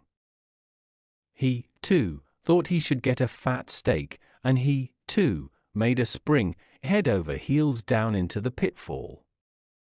When it was getting on towards grey dawn in the morning, down fell the snow, with a north wind, and it grew so cold that the little dog stood and shivered and shook, he was so weary and hungry. "Bow wow, bow wow, bow wow," he called out, and barked and yelped and howled. Then up came a bear, tramping and tramping along, and thought to himself how he could get a morsel for breakfast at the very top of the morning, and so he thought and thought among the boughs and branches, till he, too, went bump, head over heels down into the pitfall.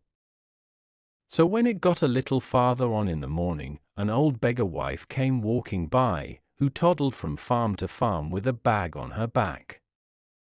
When she set eyes on the little dog that stood there and howled, she could not help going near to look and see if any wild beasts had fallen into the pit during the night. So she crawled up on her knees and peeped down into it. "Art thou come into the pit at last, Reynard?" she said to the fox, for he was the first she saw. "A very good place, too, for such a hen-roost robber as thou, and thou, too, grey paw," she said to the wolf. "Many a goat and sheep hast thou torn and rent, and now thou shalt be plagued and punished to death. Bless my heart! Thou, too, Bruin! Art thou, too, sitting in this room, thou horse-killer? Thee, too, will we strip, and thee shall we flay, and thy skull shall be nailed up on the wall." All this the old lass screeched out as she bent over towards the bear. But just then her bag fell over her ears, and dragged her down, and slap! Down went the old woman, head over heels into the pitfall. So there they all four sat and glared at one another, each in a corner, Reynard in one, Grey Legs in another, Bruin in a third, and the old woman in a fourth. But as soon as it was broad daylight, Reynard began to peep and peer, and to twist and turn about, for he thought he might as well try to get out. But the old lass cried out, "Canst thou not sit still, thou whirligig thief, and not go twisting and turning? Only look at Father Bruin himself in the corner, how he sits as grave as a judge," for now she thought she might as well make friends with the bear. But just then up came the man who owned the pitfall. First he drew up the old woman, and after that he slew all the beasts, and neither spared Father Bruin himself in the corner, nor Greylegs, nor Reynard the whirligig thief. That night, at least, he thought he had made a good haul. The Pancake. Once on a time there was a woman who had 7 hungry children, and she was frying a pancake for them. It was a sweet milk pancake, and there it lay in the pan, bubbling and frizzling so thick and good, it was a delight to look at it. And the children stood round about, and the old father sat by and looked on. "Oh, give me a bit of pancake, mother, dear, I am so hungry," said one child. "Oh, darling mother," said the second.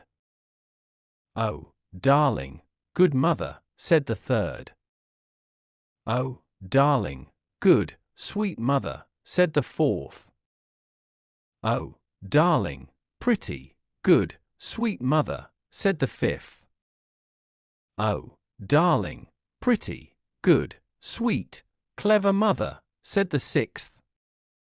"Oh, darling, pretty, good, sweet, clever, kindest little mother," said the seventh. So they begged for the pancake all around, the one more prettily than the other, for they were so hungry and so good. "Yes, yes, children, only bide a bit till it turns itself," she ought to have said, "till I can get it turned, and then you shall have some lovely sweet milk pancake. Only look how fat and happy it lies there." When the pancake heard all this it became afraid, and in a trice it turned itself and tried to jump out of the pan, but it fell back into it again, the other side up. When it had been fried a little on the other side too, till it got firm and stiff, it jumped out of the pan to the floor and rolled off like a wheel through the door and down the hill. Hollow! Stop, Pancake! And away ran the mother after it, with the frying pan in one hand and the ladle in the other, as fast as she could, and all the children behind her, while the old father on crutches limped after them last of all. "Hi! Won't you stop? Catch it! Stop, Pancake!" They all screamed out, one after another, and tried to catch it on the run and hold it. But the pancake rolled on, and in a twinkling of an eye it was so far ahead that they couldn't see it. So when it had rolled a while, it met a man. "Good day, Pancake," said the man. "Good day, Manny-Panny," said the Pancake. "Dear Pancake," said the man, "don't roll so fast, stop a little and let me eat you." "No, no, I have run away from the mother, and the father, and 7 hungry children." "I'll run away from you, Manny-Panny," said the Pancake, and it rolled and rolled till it met a hen. "Good day, Pancake," said the hen. "The same to you, Henny-Penny," said the Pancake. "Pancake, dear, don't roll so fast. Bide a bit and let me eat you up," said the hen. "No, no, I have run away from the mother, and the father, and 7 hungry children, and Manny-Panny." "I'll run away from you, too, Henny-Penny," said the Pancake, and it rolled on like a wheel down the road. Just then it met a cock. "Good day, Pancake," said the cock. "The same to you, Cocky-Locky," said the Pancake. "Pancake, dear, don't roll so fast, but bide a bit and let me eat you up." "No, no, I have run away from the mother, and the father, 7 hungry children, Manny-Panny, and Henny-Penny." "I'll run away from you too, Cocky-Locky," said the Pancake, and it rolled and rolled as fast as it could. By and by it met a duck. "Good day, Pancake," said the duck. "The same to you, Ducky-Lucky." "Pancake, dear, don't roll away so fast, bide a bit and let me eat you up." "No, no, I have run away from the mother, and the father, and 7 hungry children, Manny-Panny, Henny-Penny, and Cocky-Locky."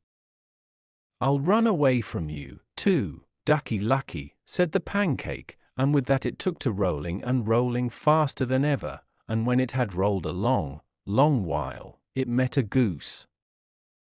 "Good day, Pancake," said the goose. "The same to you, Goosey-Poosey." "Pancake, dear, don't roll so fast, bide a bit and let me eat you up." "No, no, I have run away from the mother, the father, 7 hungry children, Manny-Panny, Henny-Penny, Cocky-Locky, and Ducky-Lucky." "I'll run away from you, too, Goosey-Poosey," said the Pancake, and off it rolled. So when it had rolled a long way off, it met a gander. "Good day, Pancake," said the gander. "The same to you, Gander-Panda," said the Pancake. "Pancake, dear, don't roll so fast, bide a bit and let me have a bite." "No, no, I've run away from the mother, the father, 7 hungry children, Manny-Panny, Henny-Penny, Cocky-Locky, Ducky-Lucky, and Goosey-Poosey." "I'll run away from you, too, Gander-Panda," said the Pancake, and it rolled and rolled as fast as ever. So when it had rolled a long, long time, it met a pig. "Good day, Pancake," said the pig. "The same to you, Piggy-Wiggy," said the Pancake, and without a word more it began to roll and roll for dear life. "Nay, nay," said the pig, "you needn't be in such a hurry, we two can go side by side through the wood, they say it is not too safe in there." The Pancake thought there might be something in that, and so they kept company. But when they had gone a while, they came to a brook. As for Piggy, he was so fat he could swim across.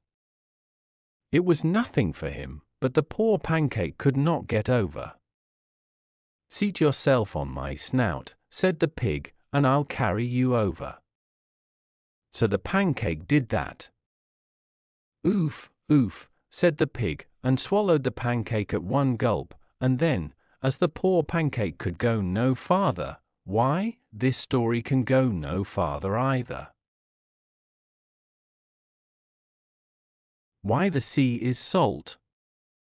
Once on a time, but it was a long, long time ago, there were two brothers, one rich and one poor.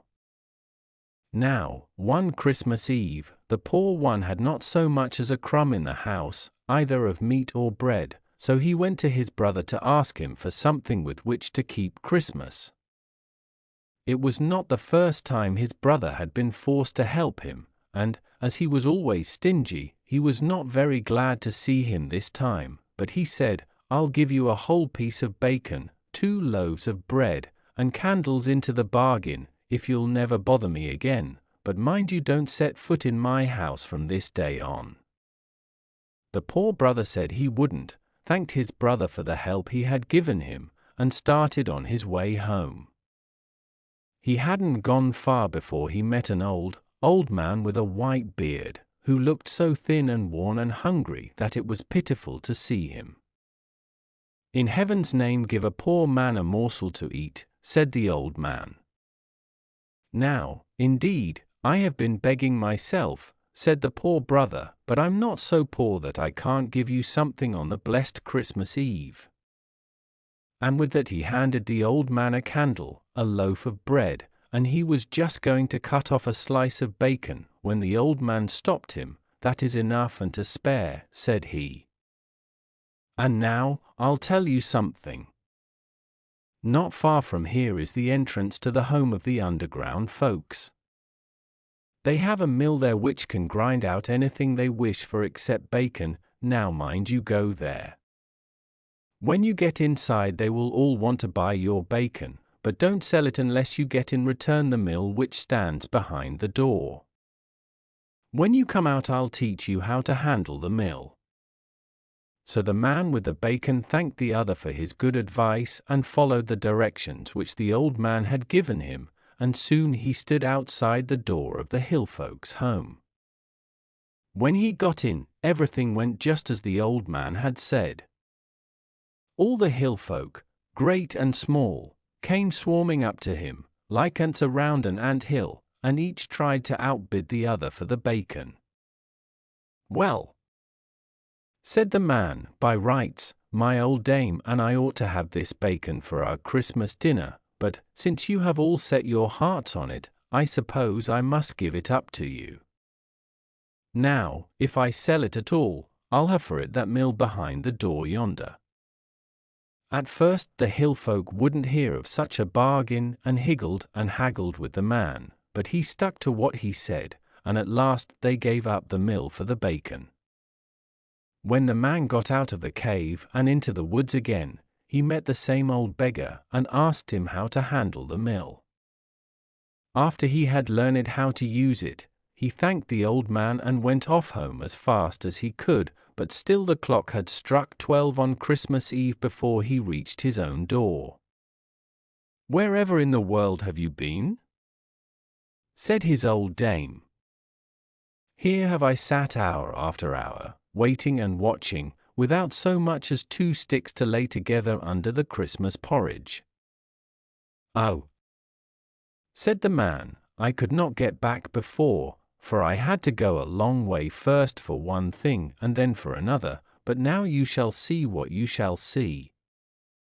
So he put the mill on the table, and bade it first of all grind lights, then a tablecloth, then meat, then ale, and so on till they had everything that was nice for Christmas fare. He had only to speak the word, and the mill ground out whatever he wanted. The old dame stood by blessing her stars, and kept on asking where he had got this wonderful mill, but he wouldn't tell her. "It's all the same where I got it. You see the mill is a good one, and the mill stream never freezes." "That's enough." So he ground meat and drink and all good things to last out the whole of Christmas holidays, and on the 3rd day he asked all his friends and kin to his house and gave them a great feast. Now, when his rich brother saw all that was on the table and all that was in the cupboards, he grew quite wild with anger, for he could not bear that his brother should have anything. "'Twas only on Christmas Eve," he said to the rest, he was so poorly off that he came and begged for a morsel of food, and now he gives a feast as if he were count or a king." And he turned to his brother and said, "But where in the world did you get all this wealth?" "From behind the door," answered the owner of the mill, for he did not care to tell his brother much about it. But later in the evening, when he had gotten a little too merry, he could keep his secret no longer, and he brought out the mill and said, "There you see what has gotten me all this wealth," and so he made the mill grind all kinds of things. When his brother saw it, he set his heart on having the mill, and, after some talk, it was agreed that the rich brother was to get it at hay harvest time, when he was to pay $300 for it. Now, you may fancy the mill did not grow rusty for want of work, for while he had it the poor brother made it grind meat and drink that would last for years. When hay harvest came, the rich brother got it, but he was in such a hurry to make it grind that he forgot to learn how to handle it. It was evening when the rich brother got the mill home, and next morning he told his wife to go out into the hayfield and toss hay while the mowers cut the grass, and he would stay at home and get the dinner ready. So, when dinner time drew near, he put the mill on the kitchen table and said, "Grind herrings and broth, and grind them good and fast." And the mill began to grind herrings and broth, first of all the dishes full, then all the tubs full, and so on till the kitchen floor was quite covered. The man twisted and twirled at the mill to get it to stop, but for all his fiddling and fumbling the mill went on grinding, and in a little while the broth rose so high that the man was nearly drowning. So he threw open the kitchen door and ran into the parlor, but it was not long before the mill had ground the parlor full too, and it was only at the risk of his life that the man could get hold of the latch of the house door through the stream of broth. When he got the door open, he ran out and set off down the road, with the stream of herrings and broth at his heels, roaring like a waterfall over the whole farm. Now, his old dame, who was in the field tossing hay, thought it a long time to dinner, and at last she said, "Well, though the master doesn't call us home, we may as well go. Maybe he finds it hard work to boil the broth, and will be glad of my help." The men were willing enough, so they sauntered homewards. But just as they had got a little way up the hill, what should they meet but herrings and broth, all running and dashing and splashing together in a stream, and the master himself running before them for his life, and as he passed them he called out, "Eat, drink! Eat, drink! But take care you are not drowned in the broth." Away he ran as fast as his legs would carry him to his brother's house, and begged him in heaven's name to take back the mill, and that at once, "For," said he, "if it grinds only 1 hour more, the whole parish will be swallowed up by herrings and broth." So the poor brother took back the mill, and it wasn't long before it stopped grinding herrings and broth, with the herrings and broth at his heels. And now he set up a farmhouse far finer than the one in which his brother lived, and with the mill he ground so much gold that he covered it with plates of gold. And, as the farm lay by the seaside, the golden house gleamed and glistened far away over the sea. All who sailed by put ashore to see the rich man in the golden house, and to see the wonderful mill the fame of which spread far and wide, till there was nobody who hadn't heard of it. So one day there came a skipper who wanted to see the mill, and the first thing he asked was if it could grind salt. "Grind salt?" said the owner. "I should just think it could. It can grind anything."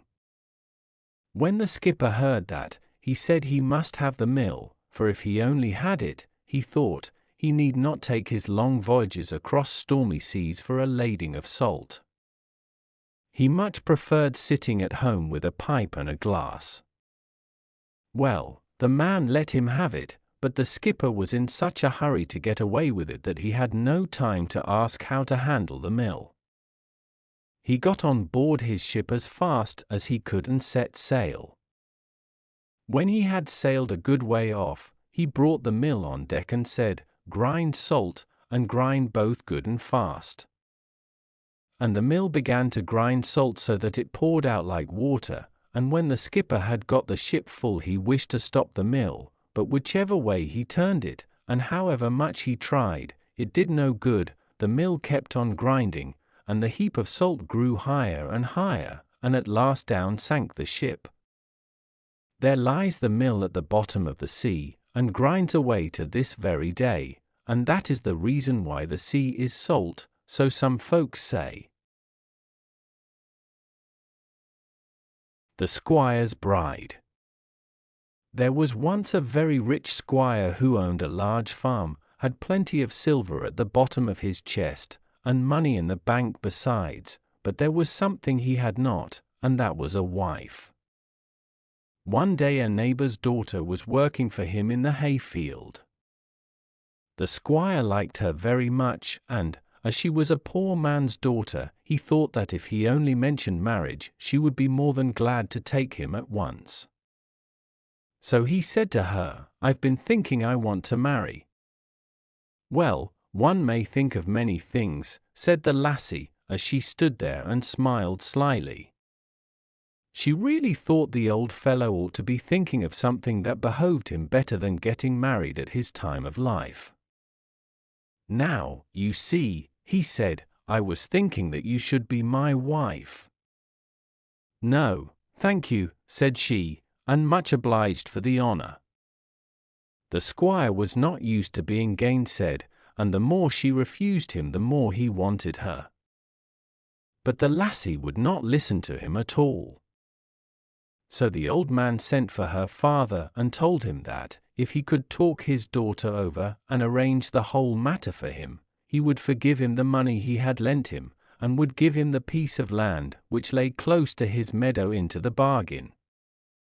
"Yes, yes, be sure I'll bring the lass to her senses," said the father. "She is only a child and does not know what is best for her." But all his coaxing, all his threats and all his talking went for naught. She would not have the old miser, if he sat buried in gold up to his ears, she said. The squire waited and waited, but at last he got angry and told the father that he had to settle the matter at once if he expected him to stand by his bargain, for now he would wait no longer. The man knew no other way out of it, but to let the squire get everything ready for the wedding. Then, when the parson and the wedding guests had arrived, the squire would send for the lassie as if she were wanted for some work on the farm. When she got there they would marry her right away, in such a hurry that she would have no time to think it over. When the guests had arrived the squire called one of his farm lads, told him to run down to his neighbor and ask him to send up immediately what he had promised. "But if you are not back with her in a twinkling," he said, shaking his fist at him, "I'll—" He did not finish, for the lad ran off as if he had been shot at. "My master has sent me to ask for that which you promised him," said the lad, when he got to the neighbor, "but, pray, lose no time, for master is terribly busy today." "Yes, yes. Run down in the meadow and take her with you. There she goes," answered the neighbor. The lad ran off, and when he came to the meadow he found the daughter there raking the hay. "I am to fetch what your father has promised my master," said the lad. "Ah, ha!" thought she, "is that what they are up to?" And with a wicked twinkle of the eye, she said, "Oh, yes, it's that little bay mare of ours, I suppose. You had better go and take her. She stands tethered on the other side of the pea field." The boy jumped on the back of the bay mare and rode home at full gallop. "Have you got her with you?" asked the squire. "She is down at the door," said the lad. "Take her up to the room my mother had," said the squire. "But, master, how can I?" said the lad. "Do as I tell you," said the squire. "And if you can't manage her alone, get the men to help you," for he thought the lassie might be stubborn. When the lad saw his master's face, he knew it would be no use to argue. So he went and got all the farm hands together to help him. Some pulled at the head and the forelegs of the mare, and others pushed from behind, and at last they got her upstairs and into the room. There lay all the wedding finery ready. "Well, that's done, master," said the lad while he wiped his wet brow, "but it was the worst job I have ever had here on the farm." Never mind, you shall not have done it for nothing," said his master, and he pulled a bright silver coin out of his pocket and gave it to the lad. "Now send the women up to dress her." "But I say, master—" "None of your talk," cried the squire. "Tell them to hold her while they dress her, and mind not to forget either wreath or crown." The lad ran into the kitchen. "Listen, here, lasses," he called out, "you are to go upstairs and dress up the bay mare as a bride. I suppose master wants to play a joke on his guests." The women laughed and laughed, but ran upstairs and dressed the bay mare in everything that was there. And then the lad went and told his master that now she was all ready, with wreath and crown and all. "Very well, bring her down." "I will receive her at the door myself," said the squire. There was a clatter and a thumping on the stairs, for that bride, you know, had no silken slippers on. When the door was opened and the squire's bride entered the room, you can imagine there was laughing and tittering and grinning enough. And as for the squire, they say he never went courting again. Peik. Once on a time there was a man, and he had a wife. They had a son and a daughter who were twins, and these were so alike that no one could tell one from the other except by their clothing. The boy they called Peik. He was of little use while his father and mother lived, for he cared to do naught else than to befool folk, and he was so full of tricks and pranks that no one was left in peace. When the parents died, matters grew still worse and worse. He would not turn his hand to anything. All he would do was to squander what they left behind them. His sister toiled and moiled all she could, but it helped little, so at last she told him how silly it was to do naught for the house. "What shall we have to live on when you have wasted everything?" she said. "Oh, I'll go out and befool somebody," said Peik. "Yes, Peik, I'll be bound you'll do that soon enough," said the sister.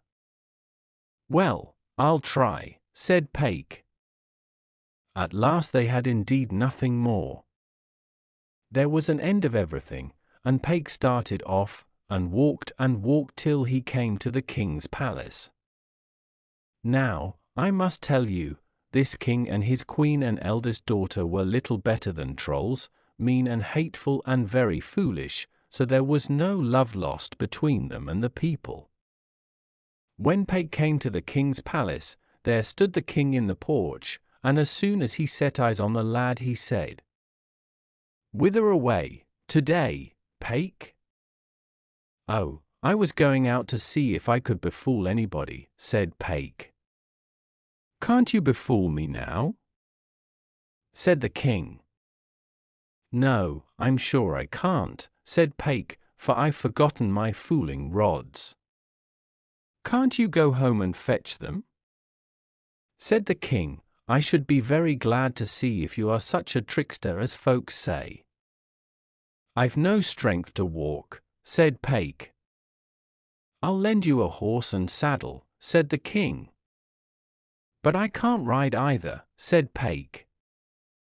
"We'll lift you up," said the king, "then you'll be able to stick on."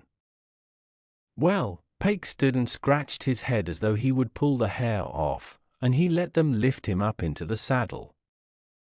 There he sat, swinging this side and that, so long as the king could see him, and the king laughed till the tears came into his eyes, for such a tailor on horseback he had never seen. But when Peik was come well into the wood behind the hill, so that he was out of the king's sight, he sat as though he were tied to the horse, and off he rode as fast as the horse could carry him. But when he got to the town he sold both horse and saddle. All the while the king walked up and down, and loitered, and waited for Peik to come tottering back again with his fooling rods. And every now and then he laughed when he called to mind how wretched the lad looked as he sat swinging about on the horse like a sack of corn, not knowing on which side to fall off. This lasted for 7 lengths and 7 breaths, but no Peik came, and so at last the king saw that he was fooled and cheated out of his horse and saddle, even though Peik had not had his fooling rods with him. Then there was another story, for the king got wroth, and was all for setting off to kill Peik. But Peik had found out the day he was coming, and told his sister she must put on the big boiling pot with a little water in it. Just as the king came in, Peik dragged the pot off the fire and ran off with it to the chopping block, and so boiled the porridge on the block. The king wondered at that, and wondered on and on, so much that he quite forgot what brought him there. "What do you want for that pot?" said he. "I can't spare it," said Peik. "Why not?" said the king. "I'll pay what you ask." "No, no," said Peik. "It saves me time and money, wood hire and chopping hire, carting and carrying." "Never mind," said the king, "I'll give you $100. It's true you fooled me out of a horse and saddle, and bridle besides, but all that shall go for nothing if I can only get the pot." "Well, if you must have it, you must," said Peik. When the king got home he asked guests and made a feast, but the meat was to be boiled in the new pot, and so he took it up and set it in the middle of the floor. The guests thought the king had lost his wits, and went about elbowing one another and laughing at him. But he walked round and round the pot and cackled and chattered, saying all in a breath, "Well, well, bide a bit, bide a bit. 'Twill boil in a minute." But there was no boiling. So he saw that Peik had been out with his fooling rods and had cheated him again, and now he would set off at once and slay him. When the king came, Peik stood out by the barn door. "Wouldn't it boil?" he asked. "No, it would not, and you shall smart for it," said the king, about to unsheath his knife. "I can well believe that," said Peik, "for you did not take the block, too." "I wish I thought," said the king, "you weren't telling me a pack of lies.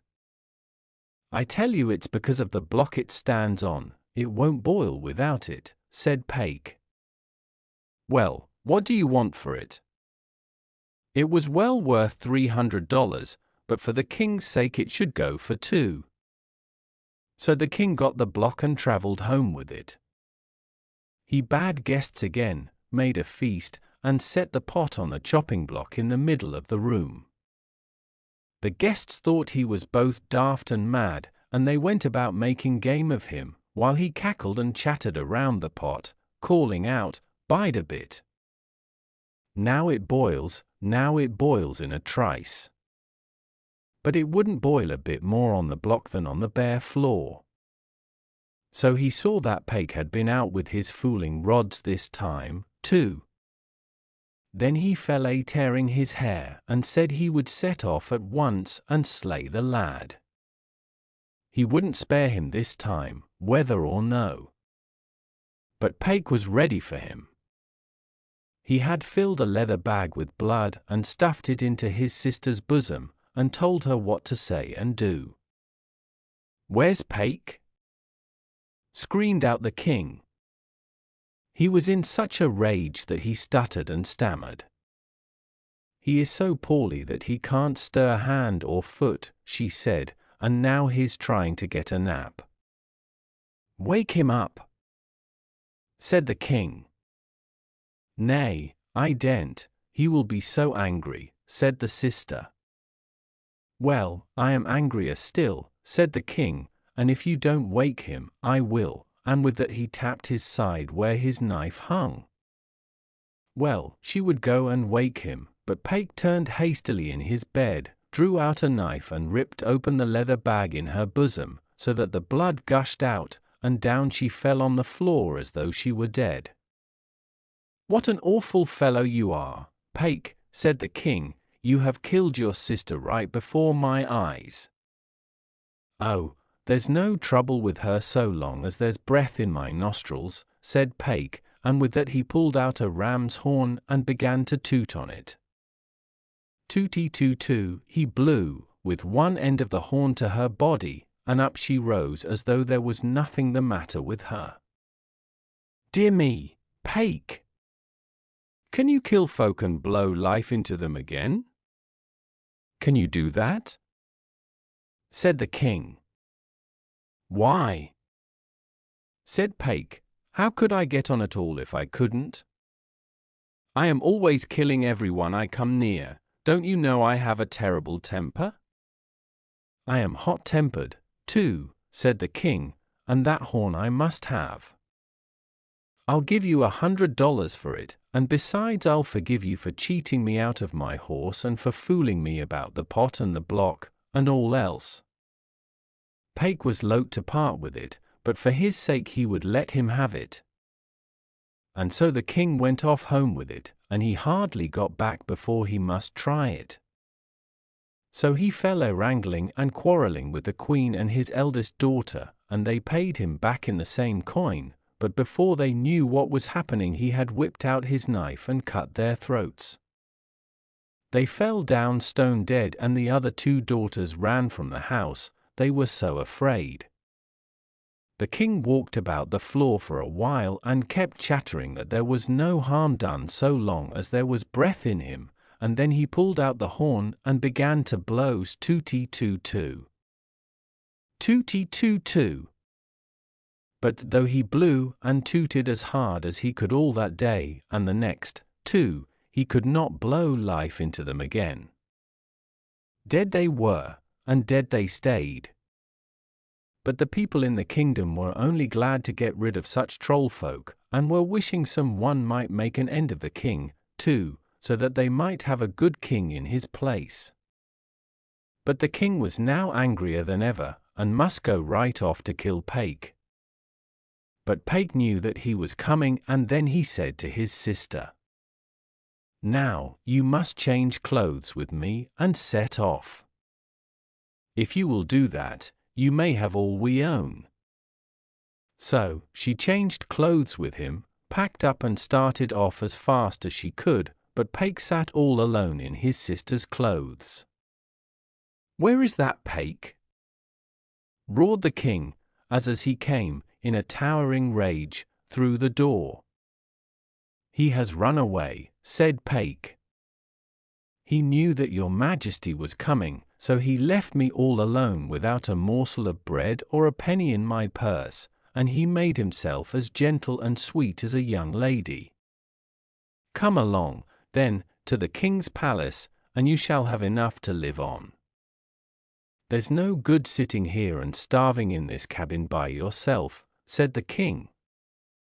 So Peik went home with the king, and there he was treated as the king's own daughter, for Miss Peik sewed and stitched and sang and played with the others, and was with them early and late. But one day a man came to the king and told him that Peik's sister was at a farm in the neighborhood, and that it was Peik he had brought up in his own house. Now, Peik had heard all that the man told the king, so he ran away from the king's palace out into the wide world. The king got into a terrible rage then, and called for Peik, but he was nowhere to be found.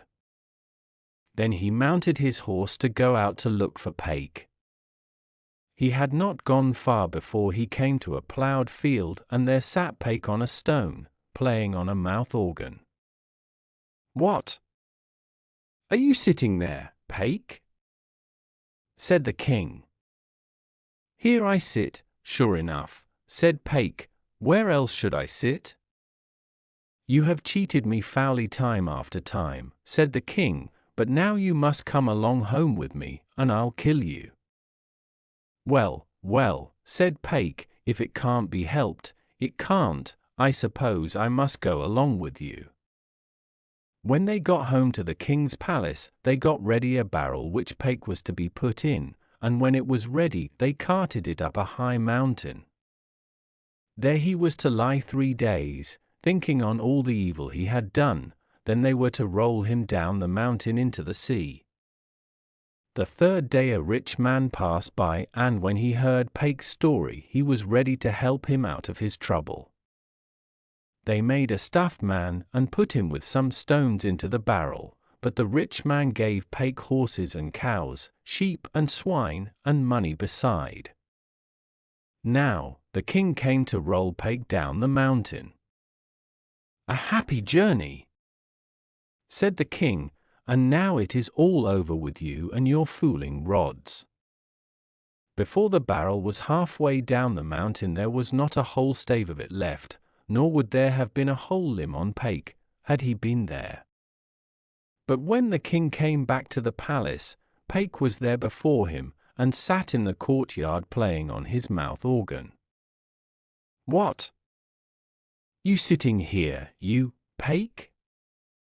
"Yes. Here I sit, sure enough." "Where else should I sit?" said Peik. "Maybe I can get room here for all my horses and sheep and money." "But whither was it that I rolled you that you got all this wealth?" asked the king. "Oh, you rolled me into the sea," said Peik, "and when I got to the bottom there was more than enough and to spare, both of horses and sheep, and of gold and silver. The cattle went about in great flocks, and the gold and silver lay in large heaps as big as houses. What will you take to roll me down the same way?" asked the king. "Oh," said Peik, "it costs little or nothing to do it. Besides, you took nothing from me, and so I'll take nothing from you either." So he stuffed the king into a barrel and rolled him over, and when he had given him a ride down to the sea for nothing, he went home to the king's palace. So he stuffed the king into the barrel and rolled him over. Then he began to hold his bridal feast with the youngest princess, and afterwards he ruled the land both well and long. But he kept his fooling rods to himself, and kept them so well that nothing was ever heard of Peik and his tricks, but only of ourself the king. The princess who could not be silenced. There was once a king, and he had a daughter who was so cross and crooked in her words that no one could silence her, and so he gave it out that he who could do it should marry the princess and have half the kingdom, too. There were plenty of those who wanted to try it, I can tell you, for it is not every day that you can get a princess and half a kingdom. The gate to the king's palace did not stand still a minute. They came in great crowds from the east and the west, both riding and walking. But there was not one of them who could silence the princess. At last the king had it given out that those who tried and failed should have both ears marked with the big red-hot iron with which he marked his sheep. He was not going to have all that flurry and worry for nothing. Well, there were 3 brothers who had heard about the princess, and, as they did not fare very well at home, they thought they had better set out to try their luck and see if they could not win the princess and half the kingdom. They were friends and good fellows, all 3 of them, and they set off together. When they had walked a bit of the way, Boots picked up something. I found something," he cried. "What did you find?" asked the brothers. "I found a dead crow," said he. "Ooh! Throw it away." "What would you do with that?" said the brothers, who always thought they knew a great deal. "Oh, I haven't much to carry, I might as well carry this," said Boots. So when they had walked on a bit, Boots again picked up something. I found something," he cried. "What have you found now?" said the brothers. "I found a willow twig," said he. "Dear, what do you want with that?" "Throw it away," said they. "Oh, I haven't much to carry, I might as well carry that," said Boots. So when they had walked a bit, Boots picked up something again. "Oh, lads, I found something," he cried. Well, what did you find this time?" asked the brothers. "A piece of a broken saucer," said he. "Oh, what is the use of that?" "Throw it away," said they. "Oh, I haven't much to carry, I might as well carry that," said Boots. And when they had walked a bit further, Boots stooped down again and picked up something else. I found something, lads," he cried. "And what is it now?" said they. "2 goat horns," said Boots. "Oh, throw them away." "What could you do with them?" said they. "Oh, I haven't much to carry, I might as well carry them," said Boots. In a little while he found something again. "Oh, lads, see, I found something," he cried. Dear, what wonderful things you do find." "What is it now?" said the brothers. "I found a wedge," said he. "Oh, throw it away." "What do you want with that?" said they. "Oh, I haven't much to carry, I might as well carry that," said Boots. And now, as they walked over the fields close up to the king's palace, Boots bent down again and held something in his fingers. "Oh, lads, see what I've found," he cried. "If you only found a little common sense, it would be good for you," said they. "Well, let's see what it is now." "A worn-out shoe sole," said he. "Pshaw! Well, that was something to pick up." "Throw it away." "What do you want with that?" said the brothers. "Oh, I haven't much to carry, I might as well carry that, if I am to win the princess and half the kingdom," said Boots. "Yes, you are likely to do that, are you?" said they. And now they came to the king's palace. The eldest one went in first. "Good day," said he. "Good day to you," said the princess, and she twisted and turned. "It's awfully hot here," said he.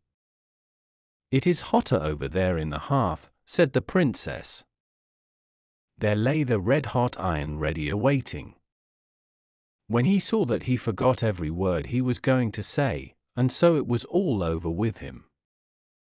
And now came the next oldest one. "Good day," said he. "Good day to you," said she, and she turned and twisted herself. "It's awfully hot here," said he. "It's hotter over there in the hearth," said she. And when he looked at the red-hot iron, he, too, couldn't get a word out, and so they marked his ears and sent him home again. Then it was Boots' turn. "Good day," said he. "Good day to you," said she, and she twisted and turned again. "It's nice and warm in here," said Boots. "It's hotter in the hearth," said she, and she was no sweeter, now the third one had come. "That's good, I may bake my crow there, then?" asked he. "I'm afraid she'll burst," said the princess. "There's no danger, I'll wind this willow twig around," said the lad. "It's too loose," said she. "I'll stick this wedge in," said the lad, and took out the wedge. "The fat will drop off," said the princess. "I'll hold this under," said the lad, and pulled out the broken bit of the saucer. "You are crooked in your words, that you are," said the princess. "No, I'm not crooked, but this is crooked," said the lad, and he showed her the goat's horn. "Well, I never saw the equal to that," cried the princess. "Oh, here is the equal to it," said he, and pulled out the other. "Now, you think you'll wear out my soul, don't you?" said she. "No, I won't wear out your soul, for I have a soul that's worn out already," said the lad, and pulled out the shoe sole. Then the princess had no word to say. "Now, you're mine," said Boots. And so she was. The 12 Wild Ducks. Once on a time there was a queen who had 12 sons, but no daughter. One day she was out driving in the woods and met the prettiest little lassie one ever did see, and so the queen stopped her horses, lifted the child up in her arms, kissed her on both cheeks, all the while thinking, "I wish I had a little girl of my own, oh, how long I've waited and wished for one." Just then an old witch of the trolls came up to her, but you wouldn't have known it was a witch at all, she looked so kind and good. "A daughter you shall have," she said, "and she shall be the prettiest child in 12 kingdoms, if you will give to me whatever comes to meet you at the bridge." Now the queen had a little snow-white dog of which she was very fond, and it always ran to meet her when she had been away. She thought, of course, it was the dog the old dame wanted, so the queen said, "Yes, you may have what comes to meet me on the bridge." With that she hurried home as fast as she could. But who should come to meet her on the bridge but her 12 sons, and before the mother could cry out to them the wicked witch threw her spell upon them and turned them into 12 ducks, which flapped their wings and flew away. Away they went and away they stayed. But the queen had a daughter, and she was the loveliest child one ever set eyes upon. The princess grew up, and she was both tall and fair, but she was often quiet and sorrowful, and no one could understand what it was that ailed her. The queen, too, was often sorrowful, as you may believe, for she had many strange fears when she thought of her sons. And one day she said to her daughter, "Why are you so sorrowful, lassie mine? Is there anything you want? If so, only say the word, and you shall have it." "Oh, it seems so dull and lonely here," said the daughter. "Everyone else has brothers and sisters, but I am all alone, I have none. That's why I'm so sorrowful." "But you had brothers, my daughter," said the queen. "I had 12 sons, stout, brave lads, but I lost them all when you came," and so she told her the whole story. When the princess heard that she had no rest, for she thought it was all her fault, and in spite of all the queen could say or do, though she wept and prayed, the lassie would set off to seek her brothers. On and on she walked into the wide world, so far you would never have thought her small feet could have had strength to carry her so far. Finally, One day, when she was walking through a great wood, she felt tired, and sat down on a mossy tuft and fell asleep. Then she dreamt that she went deeper and deeper into the wood, till she came to a little wooden hut, and there she found her brothers. Just then she awoke, and straight before her she saw a worn path in the green moss. This path went deeper into the wood, so she followed it, and after a long time she came to just such a little wooden house as that she had seen in her dream. Now, when she went into the room, there was no one at home, but there were 12 beds, and 12 chairs, and 12 spoons, in short, a dozen of everything. When she saw that, she was very glad. She had not been so glad for many a long year, for she could guess at once that her brothers lived there, and that they owned the beds and chairs and spoons. So she began to make up the fire, and sweep the room, and make the beds, and cook the dinner, and to make the house as tidy as she could. And when she had done all the work, and the dinner was on the table, she suddenly heard something flapping and whirling in the air, and she slipped behind the door. Then all the 12 ducks came sweeping in, but as soon as ever they crossed the threshold they became princes. "Oh, how nice and warm it is here," they said. "Heaven bless him who made up the fire, and cooked such a nice dinner for us." "But who can it be?" said the youngest prince, and they all hunted both high and low until they found the lassie behind the door. And she threw her arms around their necks and said, "I'm your sister. I've gone about seeking you these 3 years, and if I could set you free, I'd willingly give my life." Then all the brothers looked sorrowfully, one at the other, and they shook their heads. "No, it's too hard," said the eldest prince, looking at the pretty young princess. "It's too hard," and again they sighed and shook their heads. "Oh, tell me, only tell me," said the princess, "how can it be done, and I'll do it, whatever it be." And as she begged and pleaded for them to tell her, the youngest brother said at last, "You must pick thistledown, and you must card it, and spin it, and weave it. After you have done that, you must cut out and make 12 shirts, one for each of us, and while you do that, you must neither talk, nor laugh, nor weep. If you can do that, we are free." "But where shall I ever get thistledown enough for so many shirts?" asked the sister. "Well, that is the hardest thing of all," said the eldest brother. "You must go to the witch's moor at midnight and gather it there," and big tears stood in his eyes, "and you must go alone, all alone." But the sister smiled and nodded her head, and when midnight came, and the moon was high in the sky, she said goodbye to her brothers, and went to the great, wide moor, where the witches lived. There stood a great crop of thistles, all nodding and nodding in the breeze, while the down floated and glistened like gossamer through the air in the moonbeams. The princess began to pluck and gather it as fast as she could, but she saw long skinny arms outstretched toward her, and, among the thistles, she saw a host of wicked faces all looking at her.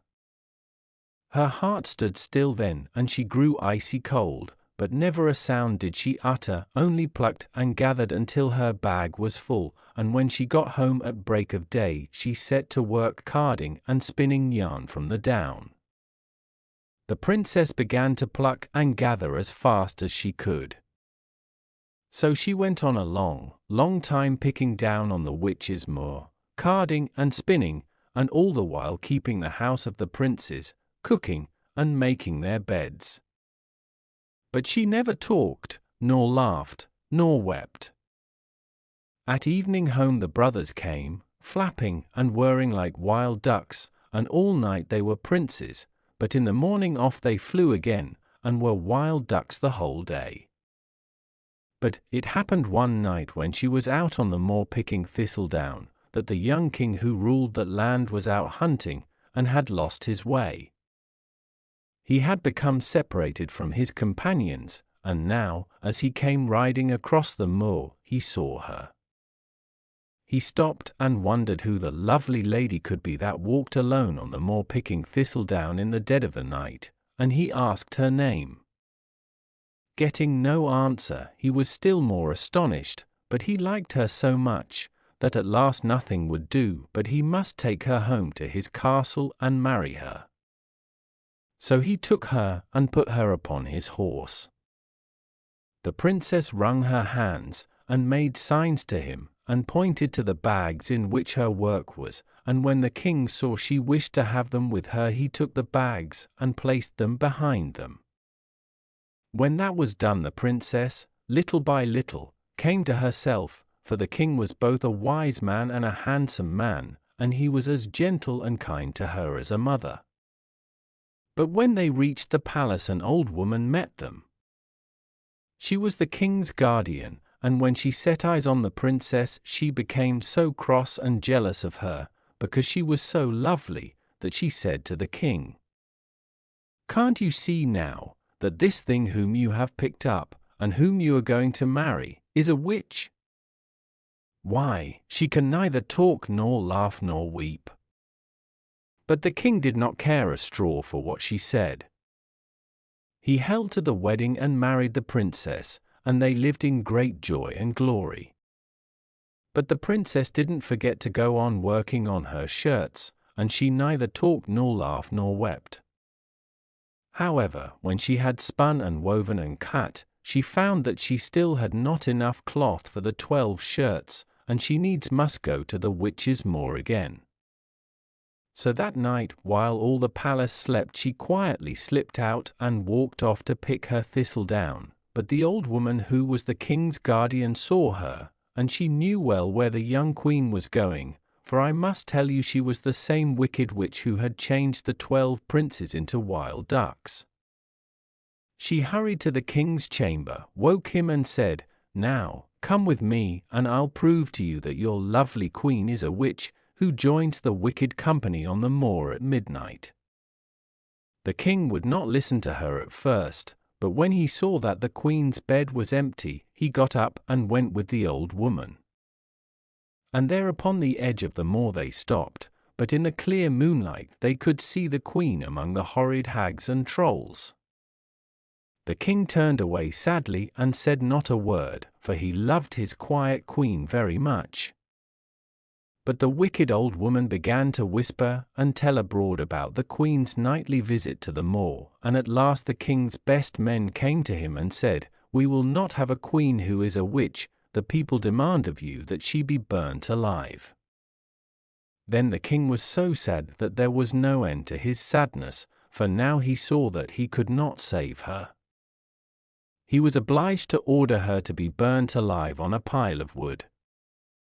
When the pile was all ablaze, and they were about to put her on it, she made signs to them to take 12 boards and lay them around the pile. On these she laid the shirts for her brothers all completed, but that for the youngest, which lacked its left sleeve, she had not had time to finish it. And as soon as ever she had done that, they heard a flapping and whirring in the air, and down came 12 wild ducks from over the forest, and each snapped up his shirt in his bill and flew off with it.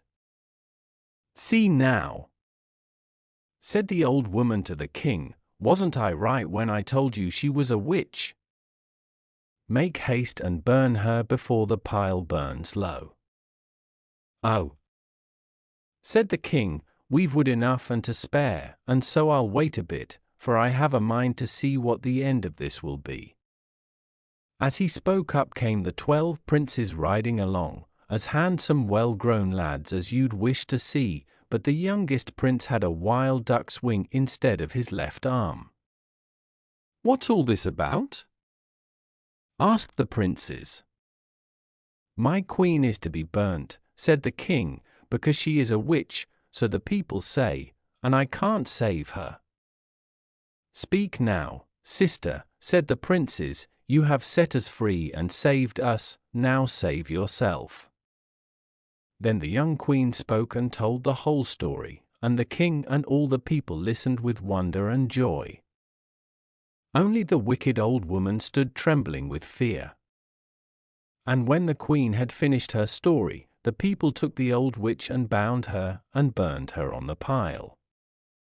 But the king took his wife and the 12 princes and went home with them to their father and mother and told all that had befallen them. Then there was joy and gladness over the whole kingdom, because the wicked witch was dead and the princes saved and set free, and because the lovely princess had set free her 12 brothers. Gudbrand-on-the-Hillside. Once upon a time there was a man whose name was Gudbrand. He had a farm which lay far, far away upon a hillside, and so they called him Gudbrand-on-the-Hillside. Now, you must know this man and his good wife lived so happily together, and understood one another so well, that all the husband did the wife thought so well done there was nothing like it in the world, and she was always pleased at whatever he turned his hand to. The farm was their own land, and they had $100 lying at the bottom of their chest and 2 cows tethered up in a stall in their farmyard. So one day his wife said to Gudbrand, "Do you know, dear, I think we ought to take one of our cows into town and sell it. That's what I think, for then we shall have some money in hand, and such well-to-do people as we ought to have ready money as other folks have. As for the $100 in the chest yonder, we can't make a hole in our savings, and I'm sure I don't know what we want with more than 1 cow. Besides, we shall gain a little in another way, for then I shall get off with only looking after 1 cow, instead of having, as now, to feed and litter and water too." Well, Gudbrand thought his wife talked right good sense, so he set off at once with the cow on the way to town to sell her, but when he got to the town, there was no one who would buy his cow. "Well, well, never mind," said Gudbrand, "at the worst, I can only go back home with my cow. I've both stable and tether for her, and the road is no farther out than in." And with that he began to toddle home with his cow. But when he had gone a bit of the way, a man met him who had a horse to sell.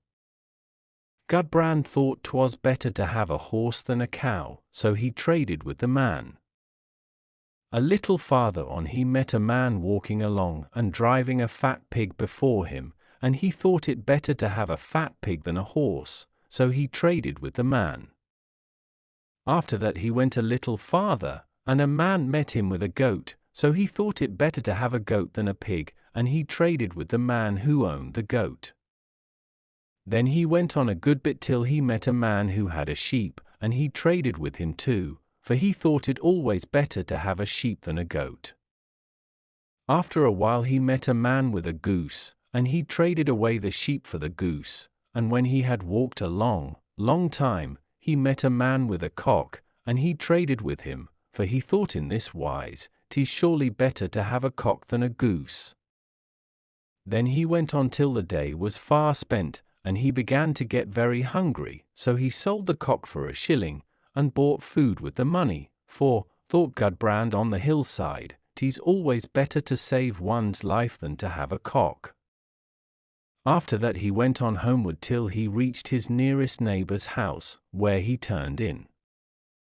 "Well," said the owner of the house, "how did things go with you in town?" "Rather so," said Gudbrand. "I can't praise my luck, nor do I blame it either," and with that he told the whole story from first to last. "Ah," said his friend, "you'll get nicely hauled over the coals when you go home to your wife. Heaven help you, I wouldn't stand in your shoes for anything."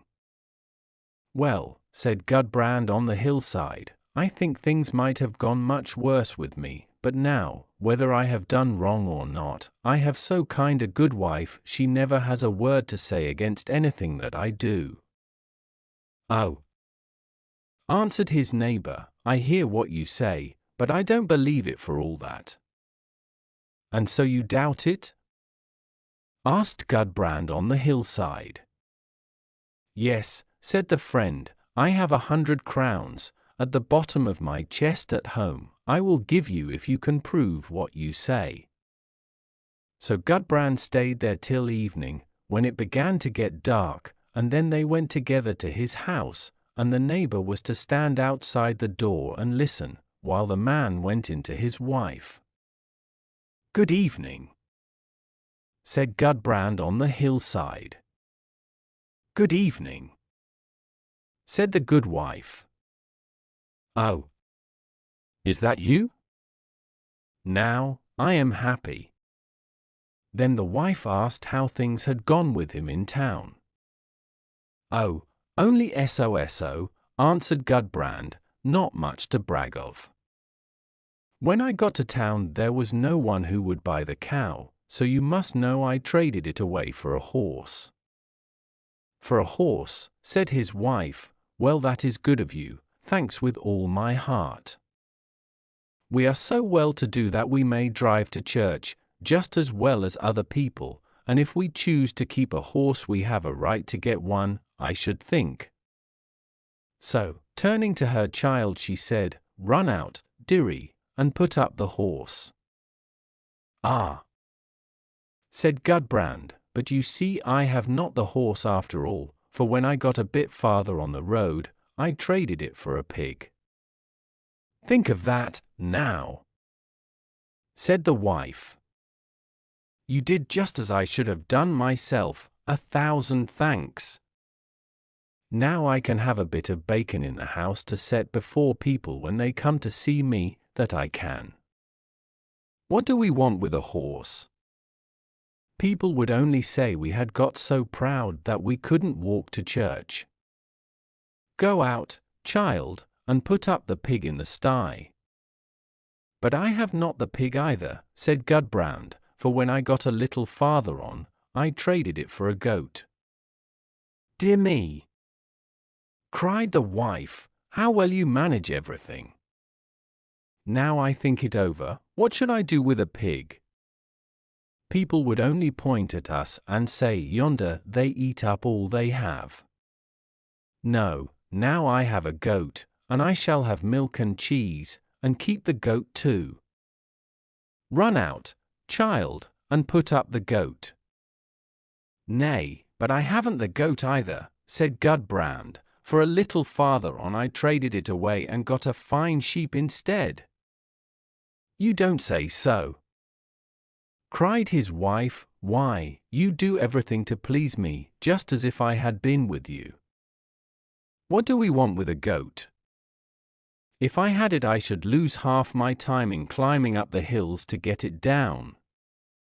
No, if I have a sheep, I shall have both wool and clothing, and fresh meat in the house.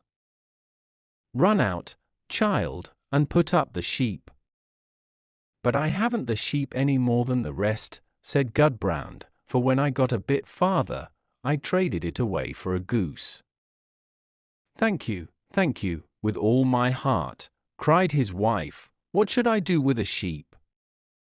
I have no spinning wheel or carding comb, nor should I care to worry myself with cutting, and shaping, and sewing clothes. We can buy clothes now as we have always done, and now I shall have roast goose, which I have longed for so often, and, besides, down with which to stuff my little pillow. Run out, child, and put up the goose." "Well," said Gudbrand, "I haven't the goose either, for when I had gone a bit farther I traded it for a cock." "Dear me," cried his wife, "how you think of everything. Just as I should have done myself. A cock! Think of that! Why, it's as good as an 8-day clock, for every day the cock crows at 4 o'clock, and we shall be able to stir our stiff legs in good time. What should we do with a goose? I don't know how to cook it, and as for my pillow, I can stuff it with cotton grass. Run out, child, and put up the cock." "But after all, I haven't the cock either," said Gudbrand, "for when I had gone a bit farther, I became as hungry as a hunter, so I was forced to sell the cock for a shilling, for fear I should starve. Now, God be praised that you did so!" cried his wife. "Whatever you do it always just after my own heart. What should we do with the cock? We are our own masters, I should think, and can lie abed in the morning as long as we like. Heaven be thanked that I have you safe back again, you who do everything so well, that I want neither cock nor goose, neither pigs nor kine." Then Gudbrand opened the door and said, "Well, what do you say now? Have I won the 100 crowns?" And his neighbor was forced to admit that he had. The Princess on the Glass Hill. Once on a time, there was a man who had a meadow, which lay high upon the hillside, and in the meadow was a barn, which he had built to keep his hay in. Now, I must tell you there hadn't been much in the barn for the last year or two, for every St. John's night, when the grass stood greenest and deepest, the meadow was eaten down to the very ground the next morning, just as if a whole drove of sheep had been there feeding on it overnight. This happened once, and it happened twice, so at last the man grew weary of losing his crop of hay, and said to his sons, for he had 3 of them, and the youngest was nicknamed Boots, of course, that now one of them must just go and sleep in the barn in the outlying field when St. John's night came, for it was no joke that his grass should be eaten, root and blade, this year, as it had been the last 2 years. So whichever of them went must keep a sharp lookout, that was what their father said. Well, the eldest son was ready to go and watch the meadow, trust him for looking after the grass. So, when evening came, he set off to the barn, and lay down to sleep. But a little on in the night came such a clatter, and such an earthquake, that walls and roof shook, and groaned, and creaked. Then up jumped the lad, and took to his heels as fast as ever he could, nor dared he once look around until he reached home, and as for the hay, why it was eaten up this year just as it had been twice before. The next St. John's night, the man said again it would never do to lose all the grass in the outlying field year after year in this way, so one of his sons must just trudge off to watch it, and watch it well too. Well, the next oldest son was ready to try his luck, so he set off and sat down to watch in the barn as his brother had done before him. But as the night wore on, there came on a rumbling and quaking of the earth, worse even than on the last St. John's night, and when the lad heard it, he got frightened, and took to his heels as though he were running a race. Next year the turn came to Boots, but when he made ready to go the other 2 began to laugh and to make game of him, saying, "You're just the man to watch the hay, that you are, you, who have done nothing all your life but sit in the ashes and toast yourself by the fire." But Boots did not care a pin for their chattering, and as evening drew on, he walked up the hillside to the outlying field. There he went inside the barn and sat down, but in about an hour's time the barn began to groan and creak, so that it was dreadful to hear. "Well," said Boots to himself, "if it isn't worse than this, I can stand it well enough." A little while after came another creak and an earthquake, so that the litter in the barn flew about the lad's ears. "Oh," said Boots to himself, "if it isn't worse than this, I dare say I can stand it out." But just then came a third rumbling and a third earthquake, so that the lad thought walls and roof were coming down on his head, but it passed off, and all was still as death about him. "It'll come again, I'll be bound," thought Boots, but no, it didn't come again, still it was, and still it stayed. But after he had sat a little while, he heard a noise as if a horse were standing just outside the barn door, and feeding on the grass. He stole to the door, and peeped through a chink, and there stood a horse feeding away. So big, and fat, and grander horse Boots had never set eyes on. By his side on the grass lay a saddle and bridle, and a full set of armor for a knight, all of brass, so bright that the light gleamed from it. "Ho, ho!" thought the lad, "it's you, is it, that eats up our hay?" So he lost no time, but took the steel out of his tinder box and threw it over the horse.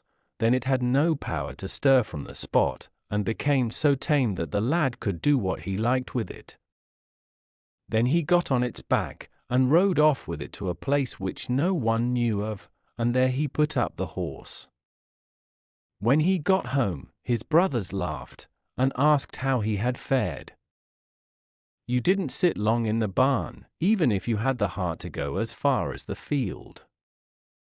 "A pretty story," said his brothers, "but we'll soon see how you have watched the meadow." So they set off, but when they reached it, there stood the grass as deep and thick as it had been overnight. Well, the next St. John's Eve it was the same story over again. Neither of the elder brothers dared to go out to the outlying field to watch the crop, but Boots, he had the heart to go, and everything happened just as it had the year before. First a clatter and an earthquake, then a greater clatter and another earthquake, and so on a third time, only this year the earthquakes were far worse than the year before. Then all at once everything was still as death, and the lad heard how something was cropping the grass outside the barn door. So he stole to the door, and peeped through a chink, and what do you think he saw? Why, another horse standing right up against the wall, and chewing and champing with might and main. It was far larger and finer than that which came the year before, and it had a saddle on its back, and a bridle on its head, and a full suit of mail for a knight lay by its side, all of silver, and as splendid as you would wish to see. "Ho, ho!" said Boots to himself, "it's you that gobbles up our hay, is it?" And with that he took the steel out of his tinder box, and threw it over the horse's crest. Then it stood as still as a lamb. Well, the lad rode this horse, too, to the hiding place where he kept the other one, and after that, he went home. "I suppose you'll tell us," said one of his brothers, "there's a fine crop this year too, up in the hay field." "Well, so there is," said Boots, and off ran the others to see, and there stood the grass thick and deep, as it was the year before, but they didn't give Boots softer words for all that. Now, when the third St. John's Eve came, the two elder still hadn't the heart to sit out in the barn and watch the grass, for they had got so scared at heart the night they sat there before, that they couldn't get over the fright. But Boots dared to go, and the very same thing happened this time that had happened twice before. 3 earthquakes came, one after the other, each worse than the one which went before, and when the last came, the lad danced about with the shock from one barn wall to the other, and after that, all at once, it was still as death.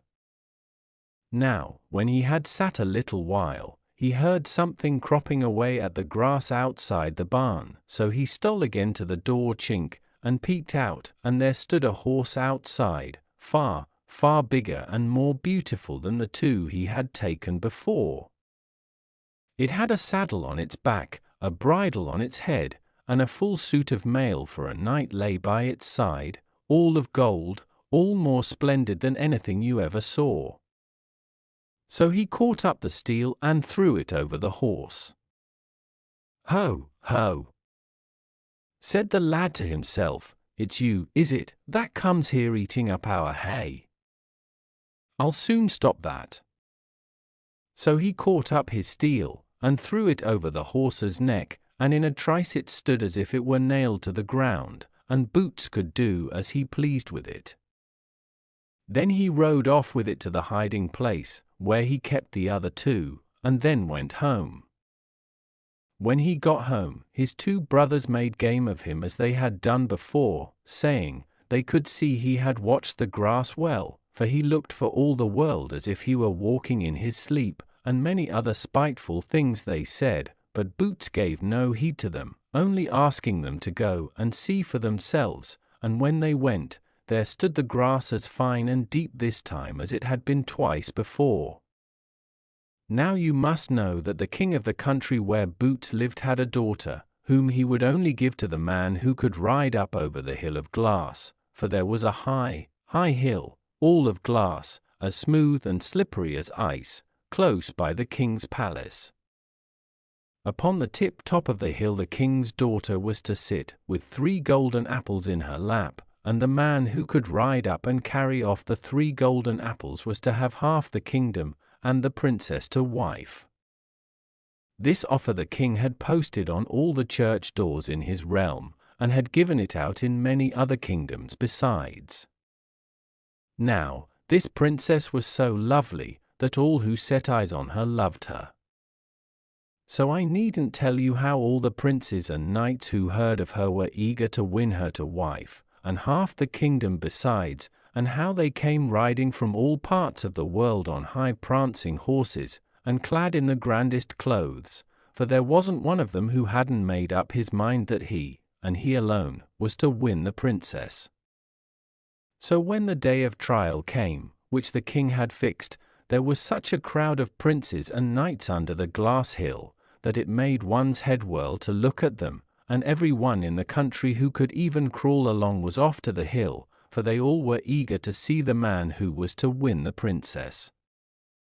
Thus the 2 elder brothers set off with the rest, but as for Boots, they said outright he shouldn't go with them, for if they were seen with such a dirty fellow, all begrimed with smut from cleaning their shoes, and sifting cinders in the dust hole, they said folk would make game of them. Very well, said Boots, it's all one to me. I can go alone. Now, when the 2 brothers came to the hill of glass, the knights and princes were all hard at it, riding their horses till they were all in a foam, but it was no good, for as soon as ever the horses set foot on the hill, down they slipped, and there wasn't one who could get a yard or 2 up, and no wonder, for the hill was as smooth as a sheet of glass, and as steep as a house wall. But all were eager to have the princess and half the kingdom. So they rode and slipped and rode, and still it was the same story over again. At last all their horses were so weary that they could scarce lift a leg, and so the knights had to give up trying any more. The king was just thinking that he would proclaim a new trial for the next day, to see if they would have better luck, when all at once a knight came riding up on so brave a steed, that no one had ever seen the like of it in his born days, and the knight had a mail of brass, and the horse a brass bit in his mouth, so bright that the sunbeams shone from it. Then all the others called out to him that he might just as well spare himself the trouble of riding at the hill, for it would lead to no good, but he gave no heed to them, and put his horse at the hill, and went up it for a good way, about 1/3 of the height, and when he had got so far, he turned his horse round and rode down again.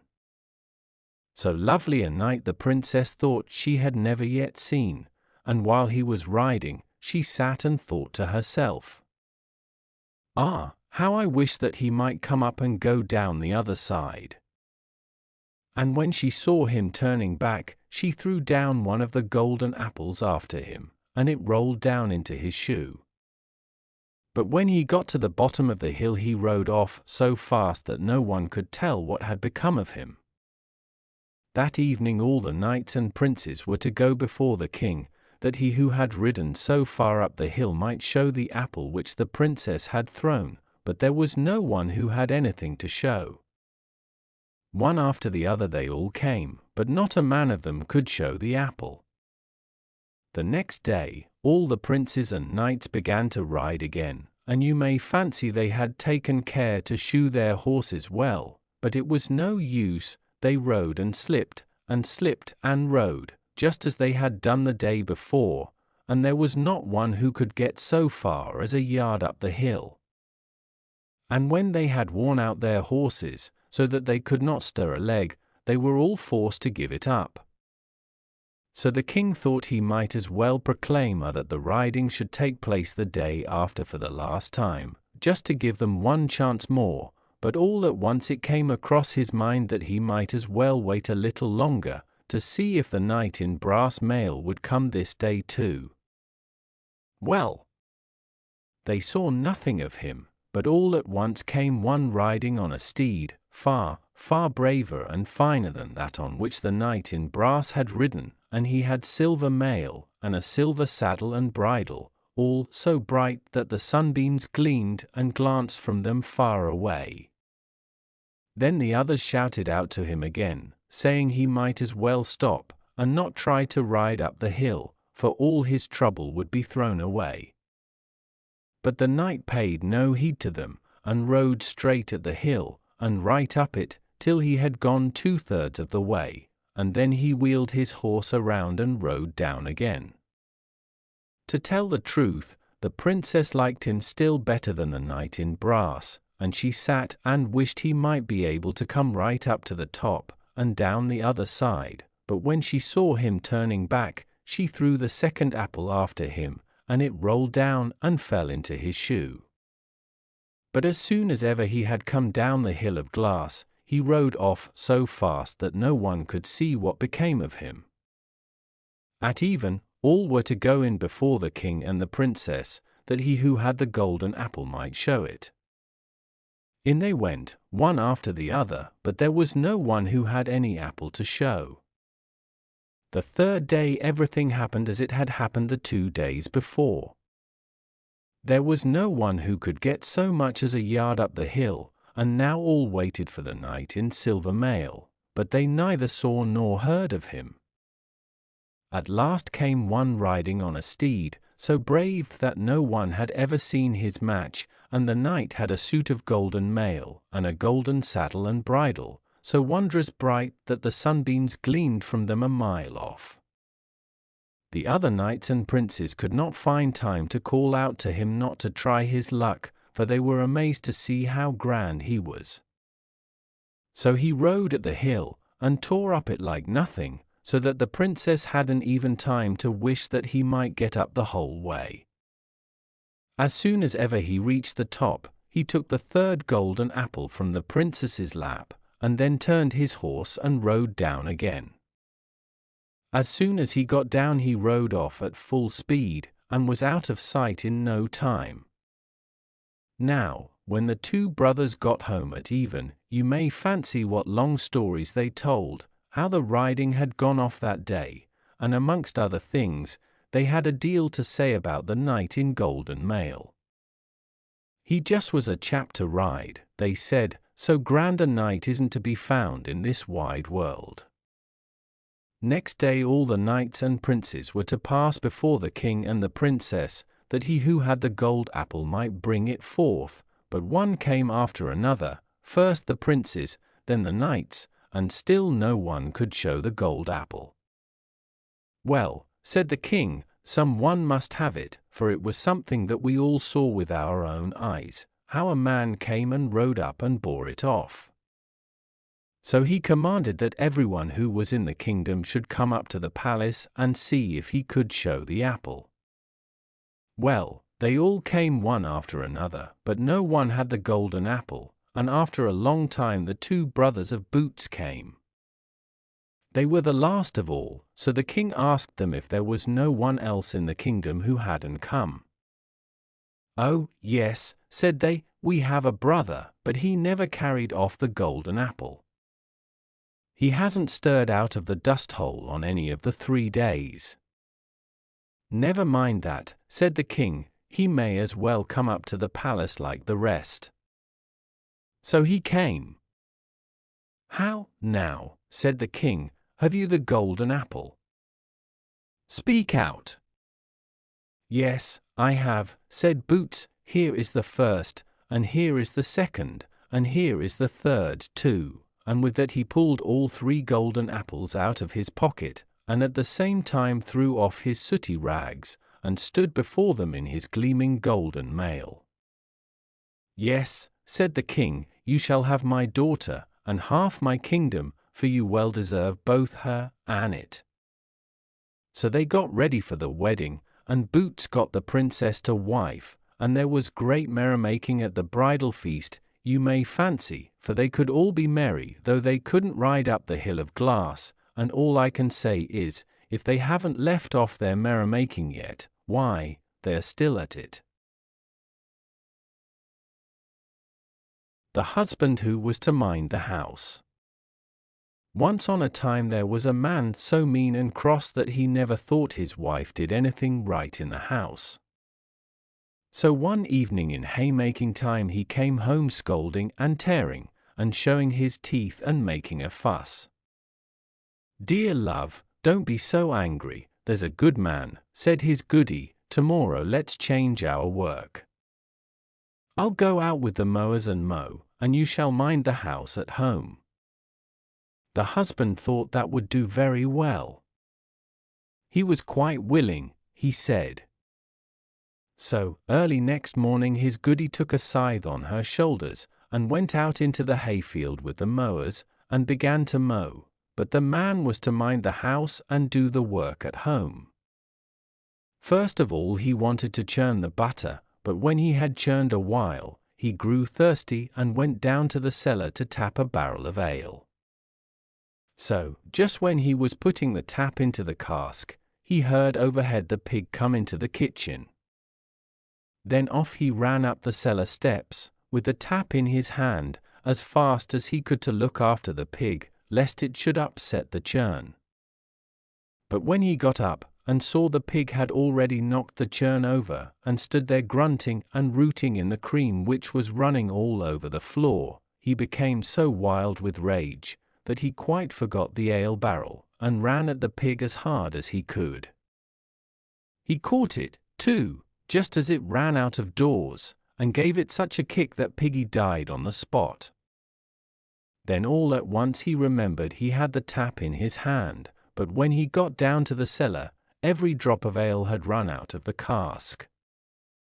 Then he went into the dairy and found enough cream left to fill the churn again, and so he began to churn, for butter they must have at dinner. When he had churned a bit, he remembered that their milking cow was still shut up in its stall, and had not had a mouthful to eat or a drop to drink all the morning, though the sun was high. Then he thought it was too far to take her down to the meadow, so he'd just get her up on the house top, for the house, you must know, was thatched with sods, and a fine crop of grass was growing there. Now their house lay close up against a steep rock, and he thought if he laid a plank across to the roof at the back, he'd easily get the cow up. But still he could not leave the churn, for there was their little babe crawling about the floor, and, if I leave it, he thought, the child is sure to upset it. So he took the churn on his back and went out with it. Then he thought he'd better water the cow before he turned her out on the thatch, and he took up a bucket to draw water out of the well. But as he stooped down at the brink of the well, all the cream ran out of the churn over his shoulders, about his neck, and down into the well. Now it was near dinner time, and he had not even got butter yet. So he thought he'd best boil the porridge, and he filled the pot with water, and hung it over the fire. When he had done that, he thought the cow might perhaps fall off the thatch and break her legs or her neck. So he got up on the house to tie her up. One end of the rope he made fast to the cow's neck, and the other he slipped down the chimney and tied round his own waist. He had to make haste, for the water now began to boil in the pot, and he had still to grind the oatmeal. So he began to grind away, but while he was hard at it, down fell the cow off the housetop after all, and as she fell she dragged the man up the chimney by the rope. There he stuck fast.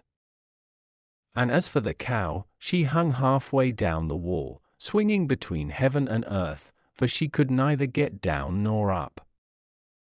And now the goody had waited 7 lengths and 7 breadths for her husband to come and call them home to dinner, but never a call they had. At last she thought she'd waited long enough and went home. When she got there and saw the cow hanging in such an ugly place, she ran up and cut the rope in two with her scythe. But as she did this, down came her husband out of the chimney, and so when his old dame came inside the kitchen, there she found him standing on his head in the porridge pot. Little Freddy with his fiddle. Once there was a farmer who had an only son. The lad had had very poor health, so he could not go out to work in the field. His name was Freddy, but since he remained such a wee bit of a fellow, they called him Little Freddy.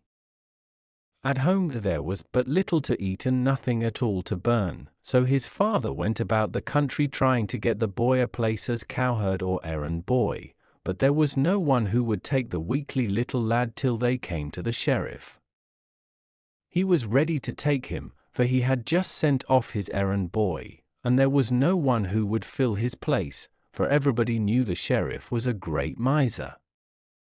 But the farmer thought it was better there than nowhere. He would get his food, for all the pay he was to get was his board. There was nothing said about wages or clothes.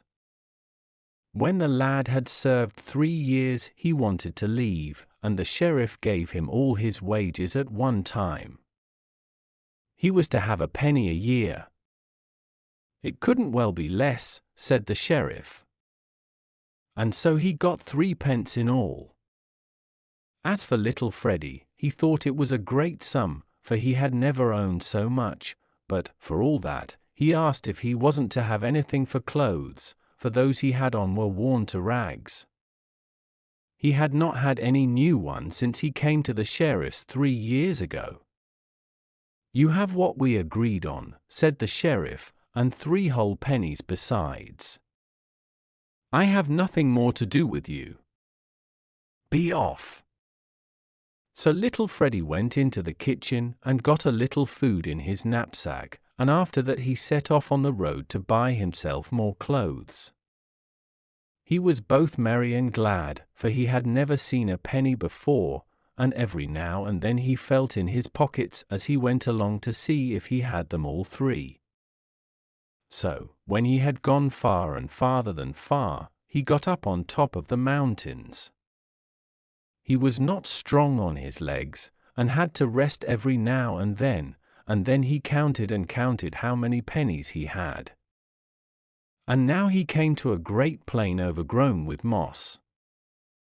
There he sat down and began to see if his money was all right.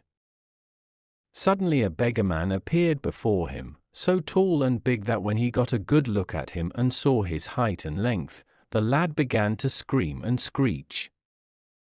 Don't you be afraid, said the beggar-man, I'll do you no harm, I came only to beg you for a penny. Dear me, said the lad, I have only 3 pennies, and with them I was going to town to buy clothes. It is worse for me than for you, said the beggar-man, I have not 1 penny, and I am still more ragged than you. Well, that is so, you shall have it, said the lad. When he had walked on a while, he grew weary again, and sat down to rest. Suddenly another beggar-man stood before him, and this one was still taller and uglier than the first. When the lad saw how very tall and ugly and long he was, he began to scream again. Now, don't you be afraid of me, said the beggar, I'll do you no harm. I came only to beg for a penny. Oh dear, said the lad. I have only 2 pennies, and with them I was going to the town to buy clothes. If I had only met you sooner, then. It's worse for me than for you, said the beggar-man. I have no penny, and a bigger body and less clothing. Well, you may have it, said the lad. So he went away farther, till he got weary, and then he sat down to rest, but he had scarcely sat down when a third beggar-man came to him. This one was so tall and ugly and long that the lad had to look up and up, right up to the sky. And when he took him all in with his eyes, and saw how very, very tall and ugly and ragged he was, he fell a-screeching and screaming again. The lad had to look up, right up into the sky. "Now, don't you be afraid of me, my lad," said the beggarman. "I'll do you no harm, for I am only a beggarman, who begs you for a penny." "Oh dear, said the lad.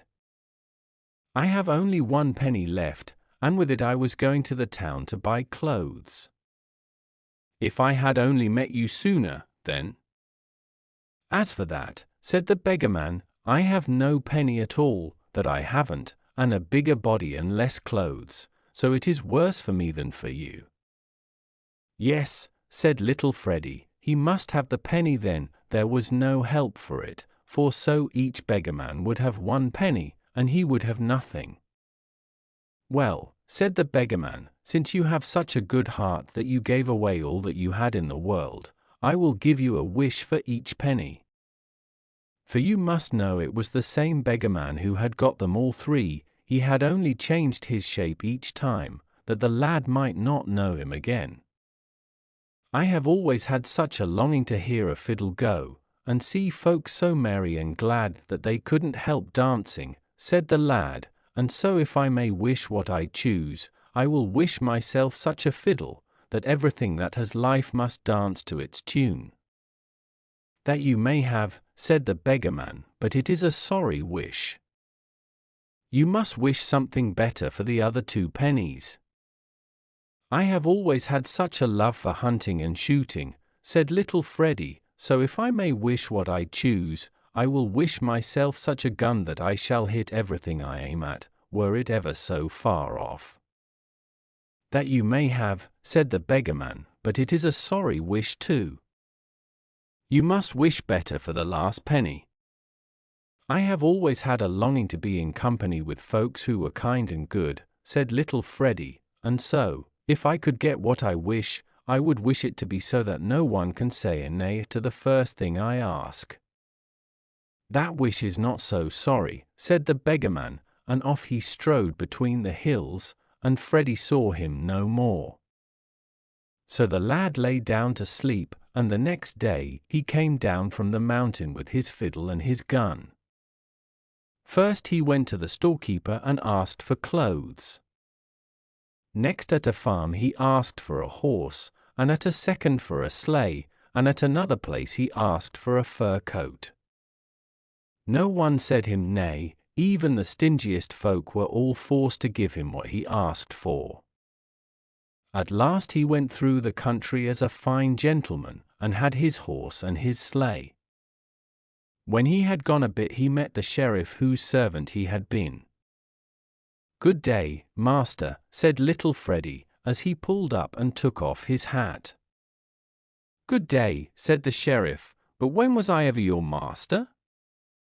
"Oh yes," said little Freddy, "don't you remember how I served you 3 years for 3 pence? "My goodness, now," said the sheriff, "you have grown rich in a hurry, and pray, how was it that you got to be such a fine gentleman?" "Oh, that is a long story," said little Freddy. "And are you so full of fun that you carry a fiddle about with you?" asked the sheriff. Yes, said Freddy. "I have always had such a longing to get folk to dance. But the funniest thing of all is this gun, for it brings down almost anything that I aim at, however far it may be off. Do you see that magpie yonder, sitting in the spruce fir? What will you give me if I hit it as we stand here?" "Well," said the sheriff, and he laughed when he said it, "I'll give you all the money I have in my pocket, and I'll go and fetch it when it falls," for he never thought it possible for any gun to carry so far. But as the gun went off, down fell the magpie, and into a great bramble thicket, and away went the sheriff up into the bramble after it, and he picked it up and held it up high for the lad to see. But just then little Freddy began to play his fiddle, and the sheriff began to dance, and the thorns to tear him, but still the lad played on, and the sheriff danced, and cried, and begged, till his clothes flew to tatters, and he scarce had a thread to his back. "Yes," said little Freddy, "now I think you're about as ragged as I was when I left your service, so now you may get off with what you have." But first the sheriff had to pay him all the money that he had in his pocket. So when the lad came to town he turned into an inn, and there he began to play, and all who came danced and laughed and were merry, and so the lad lived without any care, for all the folks liked him and no one would say nay to anything he asked. But one evening, just as they were all in the midst of their fun, up came the watchman to drag the lad off to the town hall, for the sheriff had laid a charge against him, and said he had waylaid him and robbed him and nearly taken his life. And now he was to be hanged. The people would hear of nothing else. But little Freddy had a cure for all trouble, and that was his fiddle. He began to play on it, and the watchmen fell a-dancing, and they danced and they laughed till they gasped for breath. So soldiers and the guard were sent to take him, but it was no better with them than with the watchman. When little Freddy played his fiddle, they were all bound to dance, and dance as long as he could lift a finger to play a tune, but they were half dead long before he was tired. At last they stole a march on him, and took him while he lay asleep by night. Now that they had caught him they could condemn him to be hanged on the spot, and away they hurried him to the gallows tree. There a great crowd of people flocked together to see this wonder, and the sheriff too was there. He was glad to get even at last for the money and the clothes he had lost, and to see the lad hanged with his own eyes. And here came little Freddy, carrying his fiddle and his gun. Slowly he mounted the steps of the gallows, and when he got to the top he sat down, and asked if they could deny him a wish, and if he might have leave to do one thing. He had such a longing, he said, to scrape a tune and play a bar on his fiddle before they hanged him. No, no, they said, it were sin and shame to deny him that. For you know, no one could say nay to what he asked. But the sheriff begged them not to let him have leave to touch a string, else it would be all over with them altogether. If the lad leave, he begged them to bind him to the birch that stood there. Little Freddy was not slow in getting his fiddle to speak, and all that were there fell a-dancing at once, those who went on 2 legs, and those who went on 4. Both the dean and the parson, the lawyer and the sheriff, masters and men, dogs and pigs, they all danced and laughed and barked and squealed at one another.